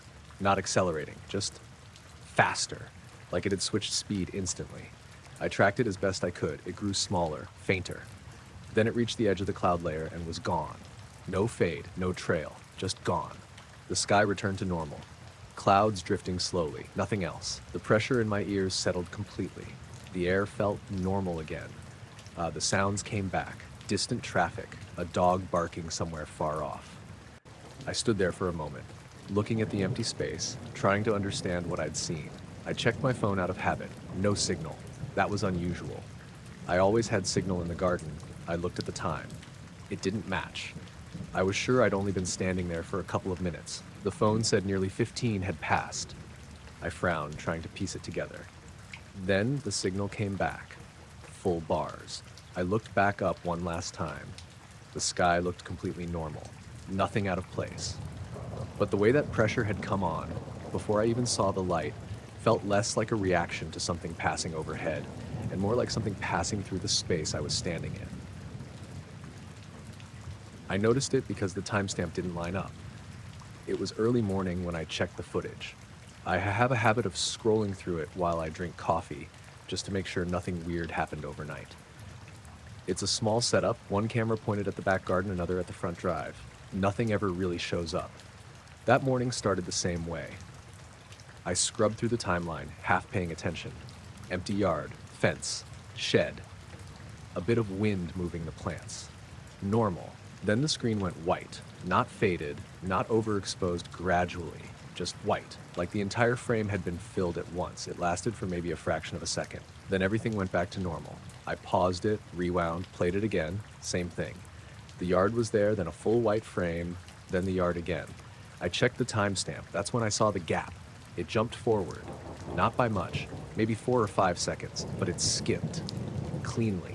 No intermediate frames. I leaned closer to the screen, rewound again, played it slower this time, frame by frame. The moment before the flash looked normal, then the white frame, then the next frame, the yard again. But something about it felt slightly off. I couldn't place it at first. I played it again. Then I noticed the angle looked slightly different, not dramatically, just enough that the fence line didn't sit exactly where it should, like the camera had shifted, but it hadn't. I checked the live feed, the camera was in the same place, same angle, nothing moved. I went back to the footage, played it again, the white frame, the skip, then the yard, still, quiet. I sat there for a minute staring at it. Then I checked the rest of the night. Everything else looked normal. No other flashes, no glitches. Just that one moment. I got up and went to the back door, opened it slightly, looked out. The yard looked the same as it did in the footage. Fence, shed, nothing out of place. I stepped outside. The air was cool, still, no wind. I stood there for a second, trying to match what I was seeing to the footage. Nothing felt wrong. But I couldn't shake the feeling that something had happened there, in that space. I went back inside and watched the clip again. This time, I paid attention to the seconds before the flash. The plants were still, no movement. Then, right before the white frame, they shifted. Not from wind, more like a slight pull. As if something had passed over them. I replayed it, watched closely. Same thing. A subtle movement. Then the flash, then the skip, then stillness again. I checked the timestamp once more. The gap was consistent, always the same jump. I scrubbed forward a bit. Everything after looked normal, until I noticed something else. The lighting. It didn't match perfectly. The yard looked slightly darker than it had before the flash. Not by much, just enough to notice. I leaned back in my chair, looked away from the screen for a second, then back. The image felt harder to focus on, like my eyes didn't want to settle on that part. I blinked a few times, then watched it again. White. Skip. Normal, but not quite. I checked the time on my phone. It didn't match. I was sure I'd only been sitting there for maybe 10 minutes. The phone said it had been closer to 25. I frowned, trying to make sense of it.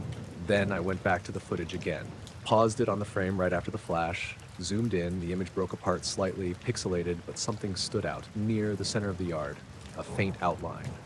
Not clear, not defined, just a slight distortion, like the space itself hadn't settled properly yet. I leaned closer, tried to focus on it. The more I looked, the harder it was to see, like it slipped out of focus the moment I tried to define it. I sat back again, let my eyes relax. The shape seemed more visible when I wasn't looking directly at it. Then I looked at the timestamp again. That gap. Those missing seconds. I tried to imagine what could have caused it. A glitch, a power surge, something interfering with the camera. But none of that explained the way the frame went completely white, or the way the yard looked slightly different after. I stood up and went back to the door, opened it again, stepped outside. The yard looked normal. But the air felt slightly off, not colder, not warmer, just different, like there was less of it. I walked a few steps out, stopped roughly where that distortion had been in the footage. Nothing there, no marks, no signs of anything. I stood still, listening. The usual background noise felt muted, faint, distant. I looked up. The sky was clear. Nothing unusual. I looked back down at the ground, then around the yard. Everything looked exactly the same. But I couldn't shake the feeling that those missing seconds hadn't been empty. They just hadn't been recorded. And whatever filled them had left the space slightly out of place when it was done.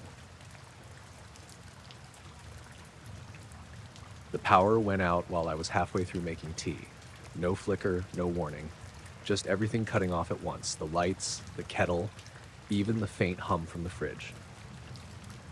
I stood there for a second in the dark, hands still on the counter, waiting for it to come back. It didn't. I reached for my phone, turned the flashlight on, and stepped into the living room. The whole street was out. No porch lights, no street lights, nothing in any of the houses across from me. Just that dim gray outline of everything under the night sky. That part wasn't unusual. What was unusual was the sky. I didn't notice it right away. I was looking for movement, cars, people, anything. But there was nothing. Then my eyes adjusted a bit more, and I looked up. There was a patch of cloud above the houses, slightly off to the right, and it was glowing. Faint, not bright enough to light anything below it, just a soft, dull brightness inside the cloud itself. I stepped closer to the window. The glow didn't come from behind the clouds. It wasn't like light from the ground reflecting upward. It was inside them, contained, like something behind the cloud layer was lighting it from within. I frowned and opened the front door. Cold air came in. Still. No wind. I stepped outside onto the pavement. The silence hit me first. Not just quiet, empty. No distant traffic, no wind, nothing. Just stillness. I looked up again. The glowing patch hadn't moved. It stayed in the same part of the sky, holding its shape. The edges weren't sharp, but they were defined enough to stand out from the rest of the clouds. I stood there for a few seconds, watching it. Then it changed. Not suddenly, slowly. The brightness increased just a little, enough that I could start to see more detail in the cloud itself. Faint layers, slight movement inside it, not like wind pushing it, more like something behind it shifting. I felt a pressure in my ears. Subtle at first, then more noticeable. I swallowed. It didn't go away. I took a step forward onto the street. The pressure increased slightly. I looked around. No one else outside. No doors opening. No voices. Just me. I looked back up. The glow pulsed. Once. A slow increase in brightness, then back down. At the same time, the pressure peaked, then eased slightly. I stood there trying to make sense of it. The rest of the sky stayed dark. Only that one patch glowed. I checked my phone. No signal. That wasn't unusual during a blackout, but it stood out. I looked back up. The glow shifted, not across the sky, just within itself. The brighter part moved slightly to one side, still contained in the same area. The edges adjusted, expanded a little, then pulled back. I felt that quiet tension settle in. Not fear, just confusion. I stepped back toward the house. The pressure eased again. I stopped, waited, then stepped forward again. It came back. I looked up. The glow was dimming now, slowly. The brightness reduced, the details inside it faded, the edges softened. I stood still, watching it. The pressure in my ears dropped, gradually. Within a few seconds, the glow was barely visible. Then it was gone. The clouds looked normal again, dark, flat. I stared at that spot for a few seconds longer, waiting. Nothing came back. And then, the power returned, all at once. Streetlights flicked on. Porch lights came back. I heard appliances inside the house start up again.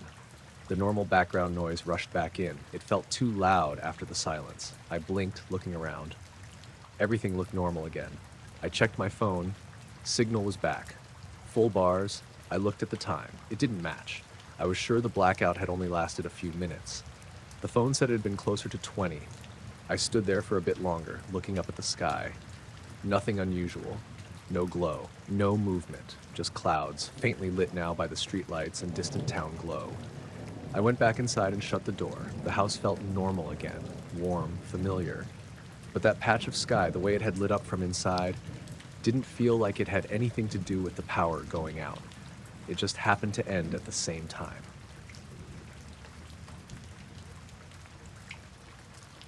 I woke up already sitting halfway upright.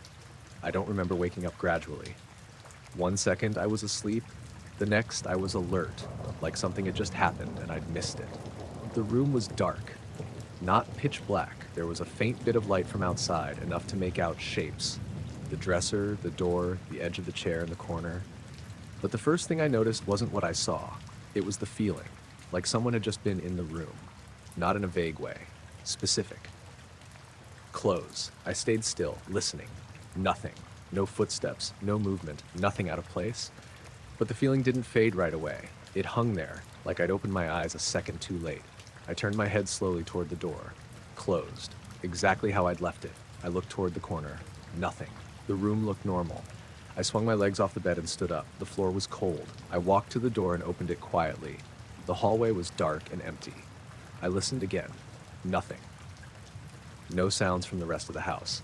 I closed the door and leaned against it for a second, trying to shake that feeling. Then I noticed the air. It felt different. Not the whole room, just one part, near the window. I turned and looked. The curtains were still drawn, just slightly parted in the middle like I always leave them. I walked over slowly. The closer I got, the more noticeable it became. The air near the window was warmer, not by much, but enough that it stood out. The rest of the room was cool. That one area wasn't. I held my hand out, hovering just in front of the glass. There it was, a faint pocket of warmth. I moved my hand left. Cool. Right. Cool. Back to the center. Warm again. I frowned, trying to make sense of it. The heating had been off for hours. The window shouldn't have been warm. If anything, it should have been colder. I touched the glass. It felt normal. Cool. But the air just in front of it, that was warmer. Like something had been there, close to it. I stepped back slightly, looking at the curtains. They hadn't moved. No sign they'd been disturbed. I checked the latch. Still locked. I pulled the curtain aside a bit and looked out. The street was empty. No lights. No movement. Just the faint outline of parked cars and the road stretching out. I let the curtain fall back into place. Then I noticed something else. The room felt quieter than it should have. Not silent. Just muted. Like the usual background noise was missing. I stood there for a minute, listening. Then, slowly, the normal sounds came back. Faint. Distant. The kind of things you don't notice until they're gone. I stepped away from the window. The air felt normal again. I walked around the room, checking everything. Nothing out of place. No signs of anyone being there.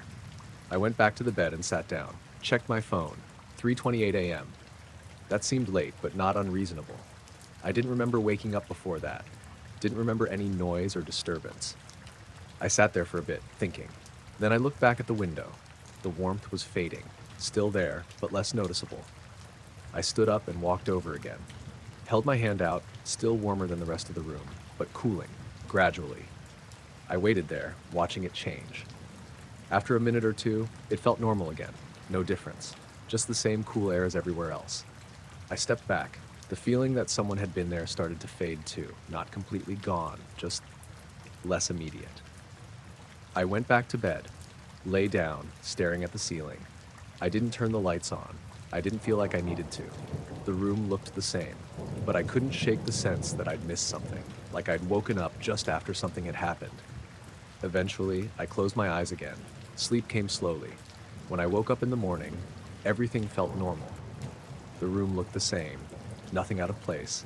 I went over to the window, checked it again. The air felt cool, no warmth, no difference. I opened it and leaned out. The outside air felt normal too, nothing unusual. I closed it again. For a moment I just stood there, looking at the glass, trying to picture what it would have looked like from the other side. Then I noticed something small, a faint patch on the glass, barely visible, only at a certain angle, like a smudge. Not shaped like a hand, not anything clear, just an uneven area, right where the warmth had been. I touched it. The glass felt normal, cool. I wiped it with my sleeve. The mark faded, then disappeared. I stood there for a second longer, then stepped back. Everything looked exactly how it should. But that feeling that someone had been there didn't feel like it came from nothing. I stopped because the compass didn't make sense. It wasn't wildly off, just enough to catch my attention. I was hiking along a narrow ridge trail, the kind that runs with a drop on one side and a long slope on the other. It wasn't a difficult path, but it's easy to lose direction up there if you're not paying attention. I'd gone out later than I should have. The sun had already dipped low, leaving that dull orange light sitting along the horizon. Everything else was fading into blue. I pulled the compass out of my jacket pocket and held it flat in my hand. The needle drifted slightly to the right. I rotated my body, expecting it to settle properly. It didn't. It lagged, then stopped again, still off. I frowned and tapped the side of it lightly. Nothing changed. I held it further out, away from my body. Same result. The needle just sat there, a few degrees off where it should have been. I looked around, half expecting to see something obvious. Metal, power lines, anything that could interfere. There was nothing. Just rock, low grass, and a long stretch of sky ahead. I checked my phone out of habit. No signal. That wasn't unusual up there, but I still noticed it. I looked back at the compass. The needle shifted again, slowly, not snapping into place, just drifting a little more. Then stopping. I felt that quiet unease start to settle in, not panic, just that sense that something wasn't lining up. I put the compass back in my pocket and kept walking. The trail followed the ridge, curving slightly as it went. The light was fading faster now. The horizon ahead was darker, the last bit of orange thinning out. I walked for a couple of minutes, trying to ignore it. Then I pulled the compass out again. The needle was moving. not spinning, but not stable either. It drifted a few degrees, paused, then drifted again. Like it couldn't settle on a direction. I stopped walking, stood there for a second, watching it. Then I looked up. That's when I saw the glow. It was faint, just above the horizon, slightly to the left of where the sun had gone down. At first I thought it was just leftover light, but it wasn't spread out. It was contained. A small, dim patch. I stared at it, didn't move, didn't change shape, just sat there. Then it pulsed, once. A subtle increase in brightness, then back down. Not like lightning, not sharp or sudden, just a slow swell, then release. I felt something in my chest when it happened, not pain, just a brief pressure. I took a step back without thinking. The compass in my hand jerked slightly. Not a smooth movement, a quick shift. Then it stopped. The needle pointed somewhere I didn't expect. Not north, not anything that made sense with the terrain. I looked back up. The glow was still there, but dimmer now, fading into the dark. I stood there for a second longer, waiting for it to pulse again. It didn't. It just blended back into the horizon like it had never been separate from it. I looked around the ridge. Everything looked the same. No movement, no sound. The wind had dropped completely. Even my footsteps felt quieter than they should have been. I checked the compass again. The needle had stopped moving, but it wasn't pointing north.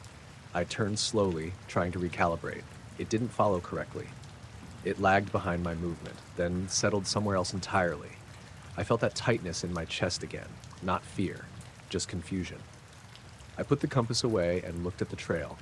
Tried to rely on memory instead. The path ahead looked slightly different. Not dramatically, just enough that I hesitated. A rock I didn't remember. A slight bend that felt off. I turned and looked back the way I'd come. It didn't look quite right either. I stood there, trying to orient myself. Then I noticed something else. The light had dropped more than it should have. It felt later than it was. Darker. I checked my phone again. Still no signal. The time didn't make sense. It showed nearly an hour later than when I'd last checked. I stared at it for a second, trying to figure out if I just lost track of time. But it didn't feel like that long. I looked back toward the horizon. No glow. Just darkness now. I took a slow breath and started walking again. Carefully, watching the ground, trying to follow the path as best as I could. After a few minutes, the terrain started to feel more familiar. The slope eased. The rocks looked like ones I remembered passing earlier. I kept moving. Didn't stop again. Eventually, I reached the lower part of the trail where it widened out and led toward the tree line. I didn't feel that pressure anymore. The air felt normal. The sounds came back gradually. Faint wind. Distant movement in the trees. I stopped at the edge of the woods and pulled the compass out one more time. The needle pointed north. Steady. Exactly where it should have. I turned slowly. It followed perfectly. No lag, no drift. I stood there for a second, looking back up at the ridge. The horizon was just a dark line now. Nothing unusual. No glow. No movement. But something about it didn't sit right. The position of that light, when I tried to picture it later, didn't line up with where the sun had set. I only noticed it because I'd been staring at the same part of the sky for too long. It was one of those nights where you go out just to clear your head. I'd driven out past the last row of houses, parked near a field gate, and sat on the hood of my car with the engine off. No lights nearby, no noise, just the sky. I do that sometimes. Not for anything specific, just to sit and not think about anything for a while. After a bit, your eyes adjust and you start picking out the same patterns. I'm not into astronomy or anything, but I recognize a few shapes. That's what I was doing. Looking at one particular patch of sky just above the tree line. At first, everything looked normal. Stars steady, no movement, then one of them dimmed. Not disappeared, just softened. I frowned slightly, thinking maybe a thin cloud had passed over it, but the rest of the stars around it didn't change. Just that one. I kept looking. It brightened again. Back to where it had been, then dimmed, slow, even, like a steady rhythm. I sat up a bit, resting my elbows on my knees, focused on it. The moment I did, it stopped. Just a normal star again. No change.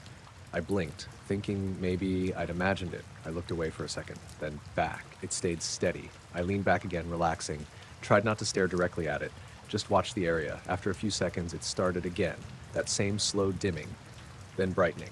I felt that quiet tension start to build. Not fear, just confusion. I shifted slightly, trying to keep it in my peripheral vision. It kept pulsing, steady, like it wasn't random. I leaned forward again, focused on it directly. It stopped, completely stable.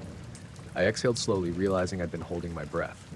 I looked away again, let my eyes drift across the sky, then back toward it. The pulsing resumed. I rubbed my face slightly, trying to stay grounded. Maybe it was something in my eyes or the way I was focusing, but it didn't feel like that. It felt separate, like it was doing it on its own. I checked my phone out of habit. No signal. That wasn't unusual out there, but it stood out. I looked back up. The star was pulsing again, slow, consistent. I decided to test it. I fixed my gaze just to the side of it, not directly on it. It kept pulsing.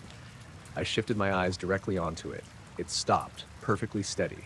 I felt a slight pressure in my ears, barely noticeable, like a change in air pressure. I swallowed. It didn't go away. I looked away again. The pulsing resumed. I felt my chest tighten slightly. Still not fear, just that sense that something wasn't lining up. I leaned back on the hood of the car again, tried to relax, watched the sky without focusing too hard. The pulsing continued. Then something else changed. The stars around it looked slightly off, not moving, just positioned differently. Like the pattern had shifted by a fraction, I blinked, focused on the area. Everything snapped back to normal. I looked away again. The pulsing continued. I checked the time. It didn't match. I was sure I'd only been sitting there for maybe 15 minutes. The phone said it had been nearly 40. I frowned, trying to piece it together. Then I looked back up. The star was still pulsing, unchanged. I felt that pressure in my ears again, slightly stronger. Then I noticed something else. The air felt quieter, not silent, just muted, like the usual distant sounds had dropped out. I sat up slowly, looked around. Nothing had changed on the ground. The field was still, the road was empty. I looked back up. The star pulsed again. Then I focused on it directly. It stopped. I kept my gaze fixed on it this time, waiting. It didn't change, just a normal star. I held my focus there for maybe 10 seconds. Then I looked away. The moment I did, it resumed, that same steady rhythm. I stood up from the car. The metal creaked slightly under me, louder than it should have been. I kept my eyes on the sky, but not directly on that star. It kept pulsing.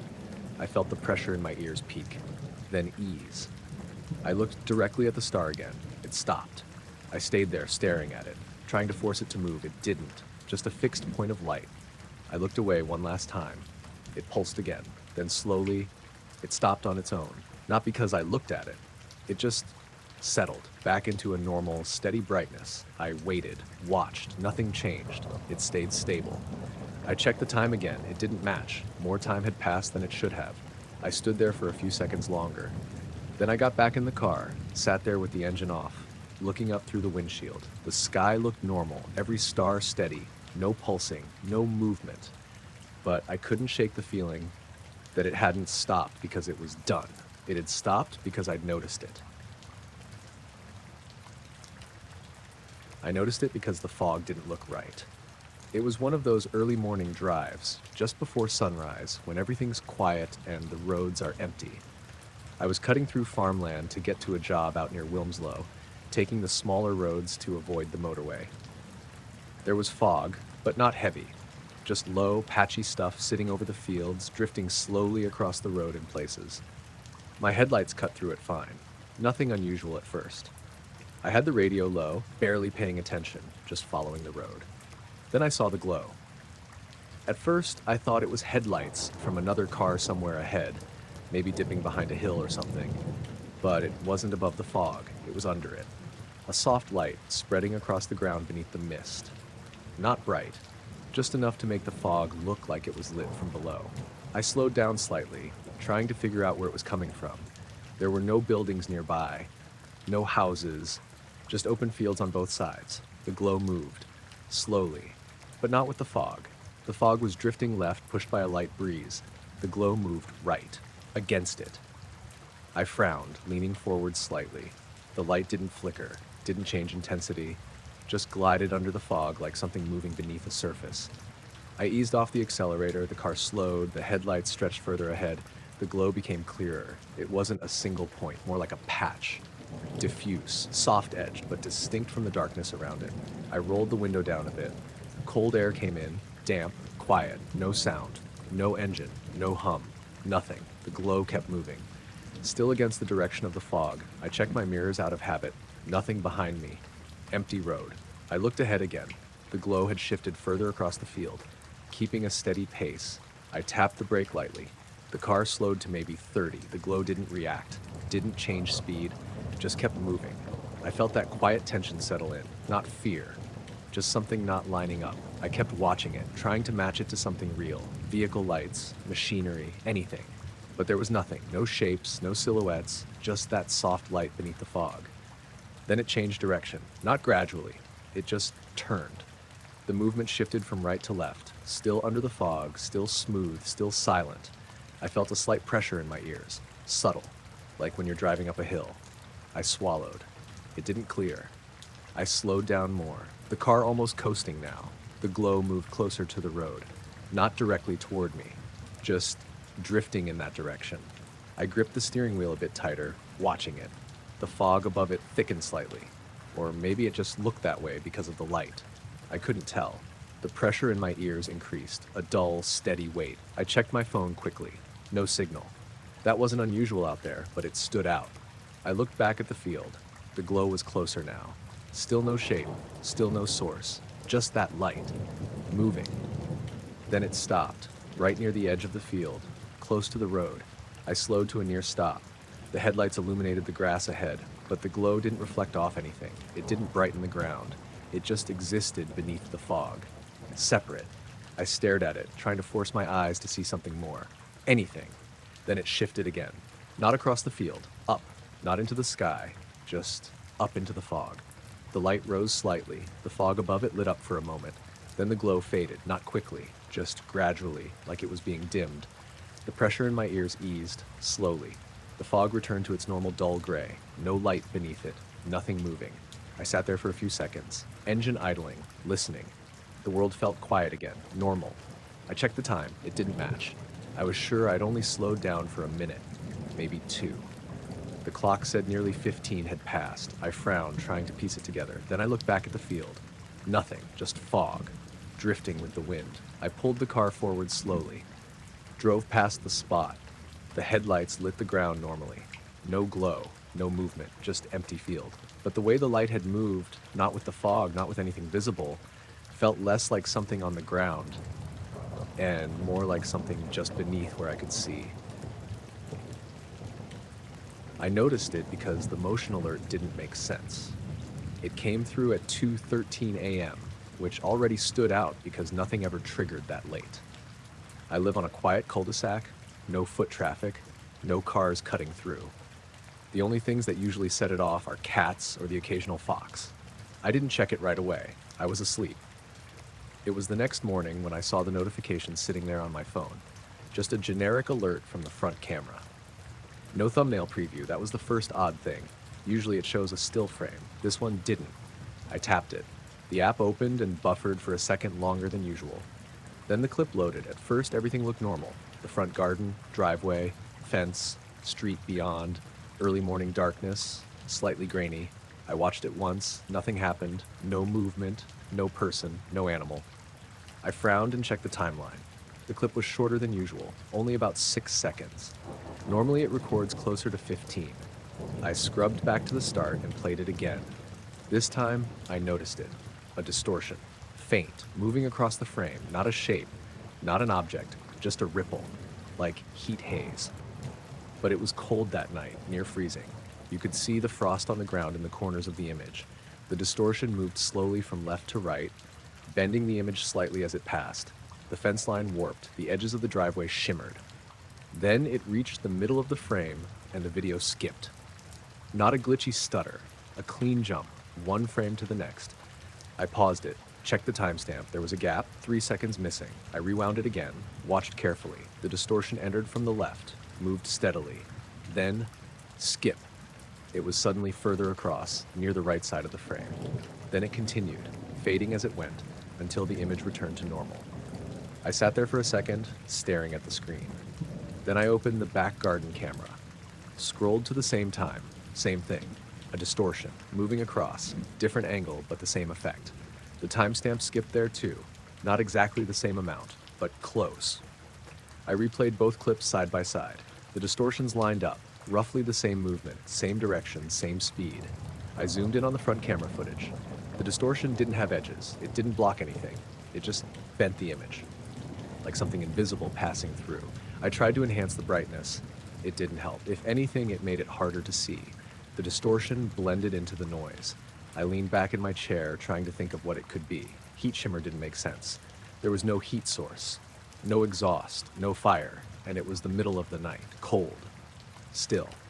I checked the weather from that night. Clear. No wind. No temperature shifts. Nothing unusual. I went back to the footage again. Paused it right before the skip. Stared at the frame. The distortion was mid-frame. Subtle, but there. I stepped through frame by frame, watching how it moved. It didn't ripple like heat. It didn't flicker. It moved as one continuous thing. Then I hit the skip again, and something stood out. The position didn't match. It had jumped forward more than it should have in that time. I checked the timestamps again. 3 seconds missing. But the distortion had moved further than 3 seconds worth of motion. I replayed it again and again. Same result every time. I stood up and went to the window. Looked out at the front garden. Everything looked normal. Fence, drive, nothing out of place. I stepped outside. The air was cold, still. I walked slowly across the same path the distortion had taken. From left to right, nothing happened. No change in the air, no sound. I stopped in the middle of the drive, looked toward the camera, then back toward the fence, trying to imagine what could have caused it. Nothing made sense. I went back inside, checked the footage again. This time I noticed something else. Right before the distortion entered the frame, the image shifted slightly. Not a full movement, just a tiny adjustment like the camera had recalibrated. Then the distortion appeared. I checked the back camera again. Same thing, a slight shift. Then the distortion. Then the skip. Then normal. I checked older footage, scrolled back through the previous nights. Nothing like it. Everything was stable, consistent. I sat there for a while longer, watching the clip loop, the distortion moving across, the time skipping. Then I noticed something else. In one of the frames, just before the skip, there was a faint shadow. Not cast on anything, just present. A darker patch within the distortion. I paused it, zoomed in. It broke apart into pixels. No clear shape, no detail. But it was there. I leaned closer to the screen, trying to hold on to it. The more I looked, the harder it was to see, like it didn't want to stay in focus. I sat back again. Then I looked at the timestamp, 2:13 a.m. I checked my phone's activity. I'd been asleep. No movement, no notifications, nothing. I checked the system logs for the cameras. They'd stayed online the whole time. No disconnects, no errors, just that one event. I watched the clip one last time. The distortion moved across the yard. The image bent. The timestamp jumped. Then everything returned to normal. But the thing that stayed with me was how the distortion didn't interact with anything. It didn't disturb the frost, didn't cast a shadow, didn't reflect light. It just passed through like whatever it was wasn't entirely in the same place as everything else. I noticed it because my breath shouldn't have been visible. It was warm out. Not hot, but warm enough that I'd been sitting around in just a t-shirt all evening. I was camping in a small patch of woodland just off a trail near Kinder Scout. Nothing too remote, but far enough that once it got dark, it felt properly isolated. I'd set up just before sunset, cooked something simple, sat by a small fire for a bit, then let it die down to embers. By the time I crawled into the tent, the air still felt mild. No chill, no reason for condensation or anything like that. I woke up sometime in the night, not suddenly, just drifted awake. The kind of wake up where nothing's wrong, but you're not asleep anymore either. I was lying on my back, looking up at the inside of the tent. It was quiet, too quiet. No wind through the trees, no insects, nothing. I lay there for a minute, listening. Then I exhaled and saw it, a faint cloud in front of my face. I blinked, exhaled again, another one, soft, visible breath, like it was cold. I frowned, pushing myself up onto my elbows. The air didn't feel cold, my skin wasn't reacting. No goosebumps, no chill. But every time I breathed out, I could see it. I reached out slightly, moving my hand through the space. The air felt normal. I sat up fully. The sleeping bag rustled softly. The sound felt muted somehow, like it wasn't carrying properly. I unzipped the tent slowly. The fabric made that low dragging sound. Again, it felt off, duller than it should have been.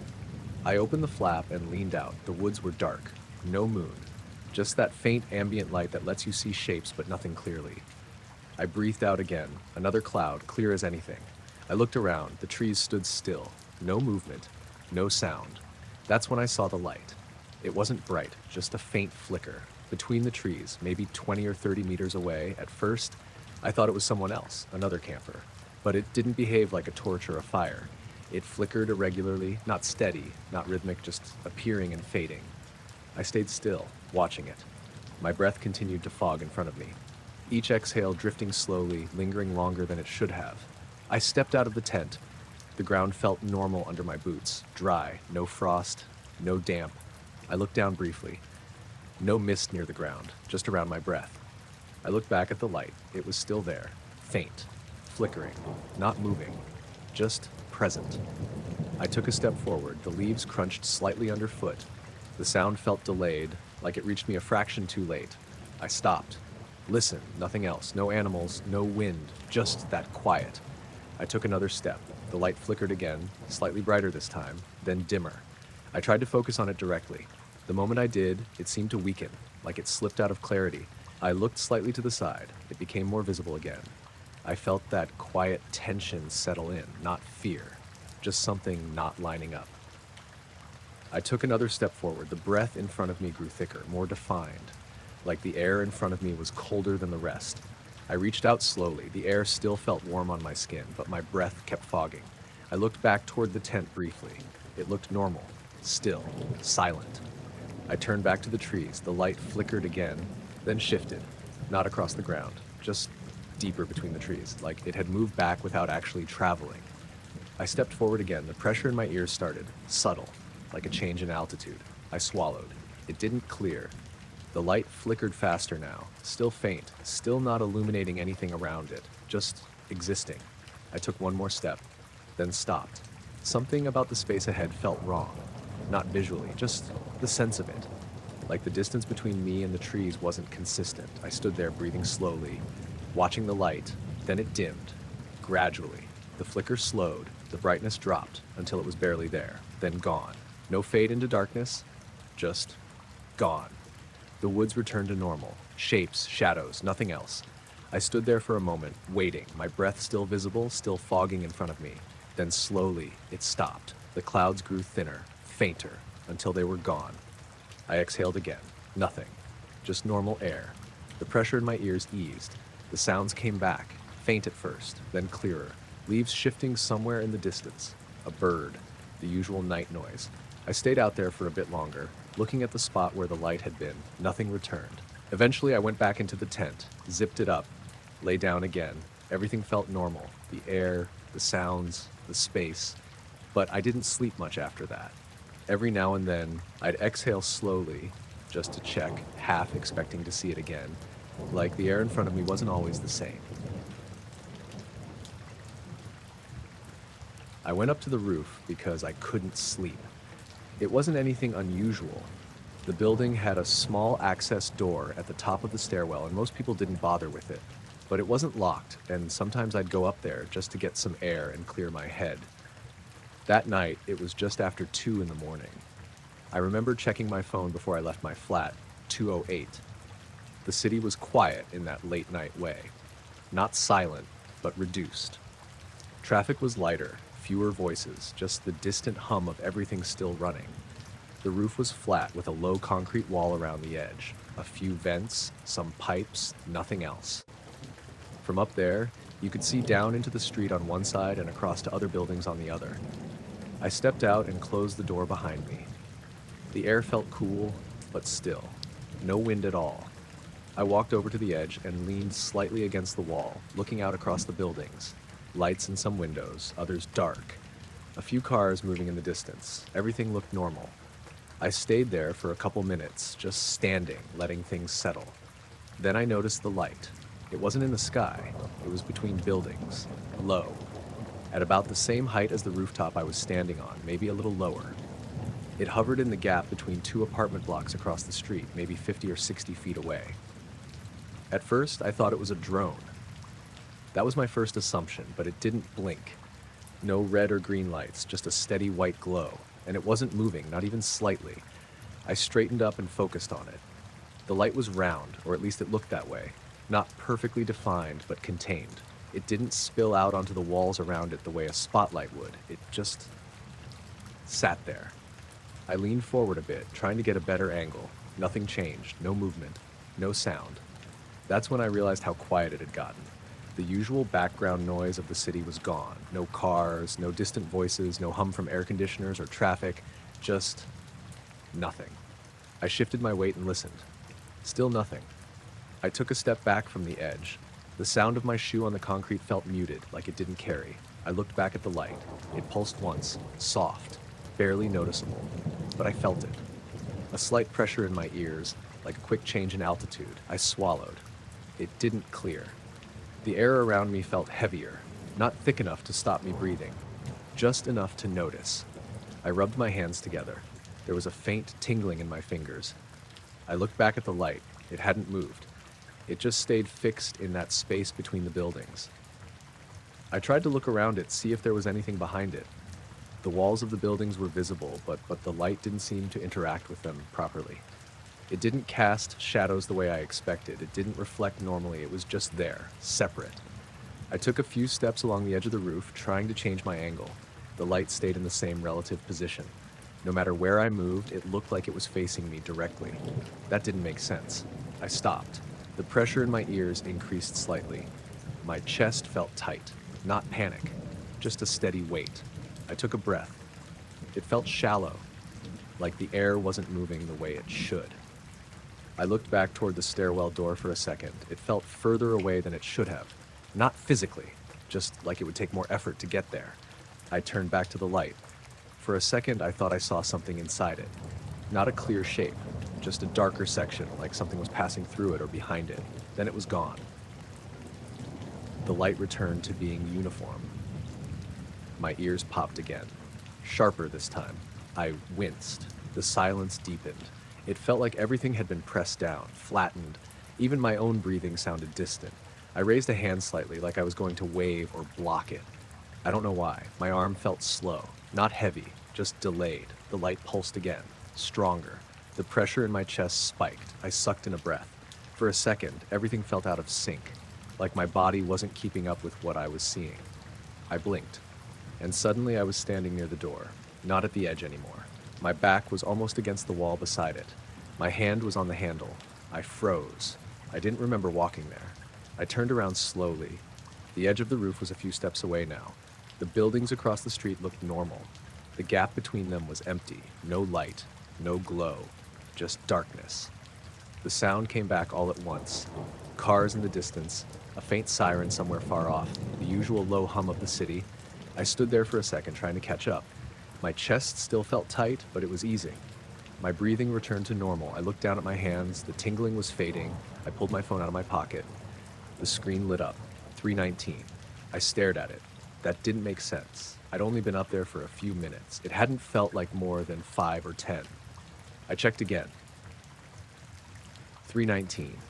No missed notifications. No calls. Nothing that explained the time. I looked back out at the gap between the buildings. Nothing there, just empty space and dark windows. I opened the door and went back inside. The stairwell felt normal. The sound of my steps echoed again. Everything was back to how it should be. When I got back to my flat, I checked the time again. 3:21. It kept moving forward normally. But that stretch on the roof didn't line up with it, and now, sometimes when I step outside late at night, I find myself looking between buildings without meaning to, just to see if anything is sitting there where it shouldn't be.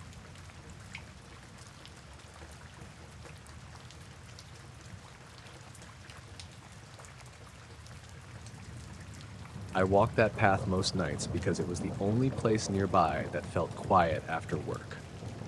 It followed the river for a couple miles with a low metal rail between the path and the water. On the other side, trees and a few benches spaced out every so often. Nothing fancy, just enough light from the street lamps to see where you were going and long dark stretches in between. That night it was colder than I expected. Not freezing, but close enough that my breath kept fogging up in front of me. The air felt damp, like it had rained earlier, even though the ground wasn't wet. I remember checking my phone before I started walking, 11:36. I had my hood up, hands in my pockets, just moving at a steady pace. No music, no calls, just the sound of my steps and the river off to the side. At first, everything was normal.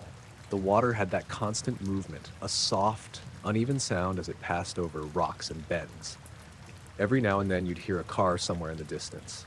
Then, without really noticing when it started, the sound of the river changed. It didn't stop. It just flattened, like someone had turned the volume down and smoothed it out. I slowed a little, listening. It didn't sound like water moving anymore, more like a steady hush without any variation. I kept walking. That's when I saw the light. It was ahead of me, maybe 20 or 30 feet down the path, off to the right over the water. Low, just above the surface. It wasn't bright like a flashlight or a headlight. It was softer than that, white but dull, like it wasn't fully lighting the space around it. I stopped. The light didn't move. It just hovered there. I stepped closer to the railing and leaned slightly, trying to get a better look. The water underneath it looked wrong. The current wasn't behaving the way it should. Upstream, I could see the usual ripples and movement. Downstream, too. But directly under the light, the surface looked almost flat. Not completely still, but close, like it was resisting movement. I frowned and leaned in a bit more. There was no splash, no disturbance, nothing touching the water. Just that glow, sitting there. I looked up and down the river. Nothing else like it. No reflection from a building, no overhead light, nothing that explained it. I stood there for a few seconds, trying to figure it out. Then the air shifted, subtle but noticeable. It felt heavier, like the space around me had thickened slightly. I took a breath. It didn't feel wrong exactly, just different. I straightened up and took a step back from the railing. The light pulsed, once, soft. The water beneath it seemed to tighten with it, like the surface pulled inward for a second. My chest tightened. Not sharp, just a steady pressure. I took another breath, deeper this time. It didn't help. My ears popped. Suddenly, I winced and swallowed. The pressure stayed. The rest of the world felt quieter now. The already muted sound of the river dropped even more. The distant noise from the road disappeared completely. I looked behind me. The path was empty. No one else walking, no movement. I turned back to the light. It seemed closer. Not physically closer, but more present, like it was occupying more of my attention without changing size. I took a step forward before I realized I was doing it. Then another. The pressure in my chest increased slightly. My hands tingled inside my pockets. I stopped walking. The light pulsed again, stronger this time. The water beneath it looked almost frozen for a second, not solid, just paused. My chest tightened sharply. I sucked in a breath. It felt shallow, like I couldn't fill my lungs properly. My vision narrowed slightly at the edges, not darkening, just less clear. I blinked. The light was still there, unmoving. The air around me felt dense, like pushing through something I couldn't see. I gripped the railing.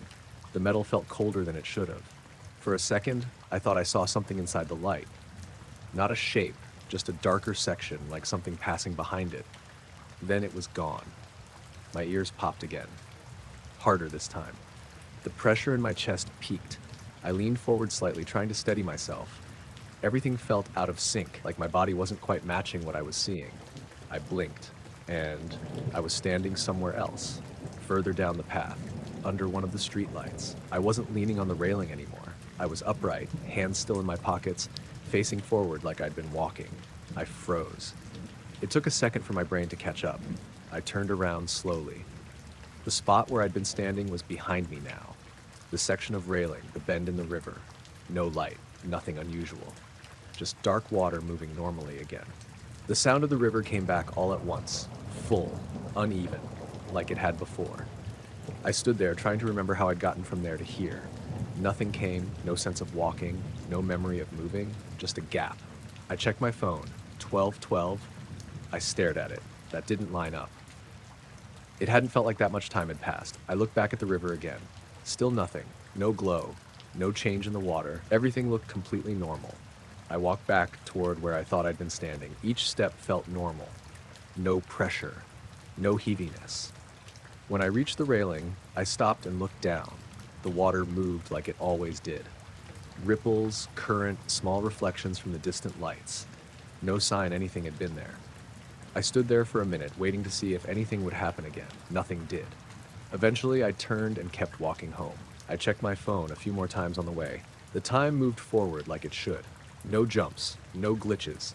But I couldn't account for those missing minutes, or how I'd ended up further down the path without remembering it. Now, when I pass that stretch of river at night, I don't stop anymore. I keep walking, even if something catches my eye out over the water.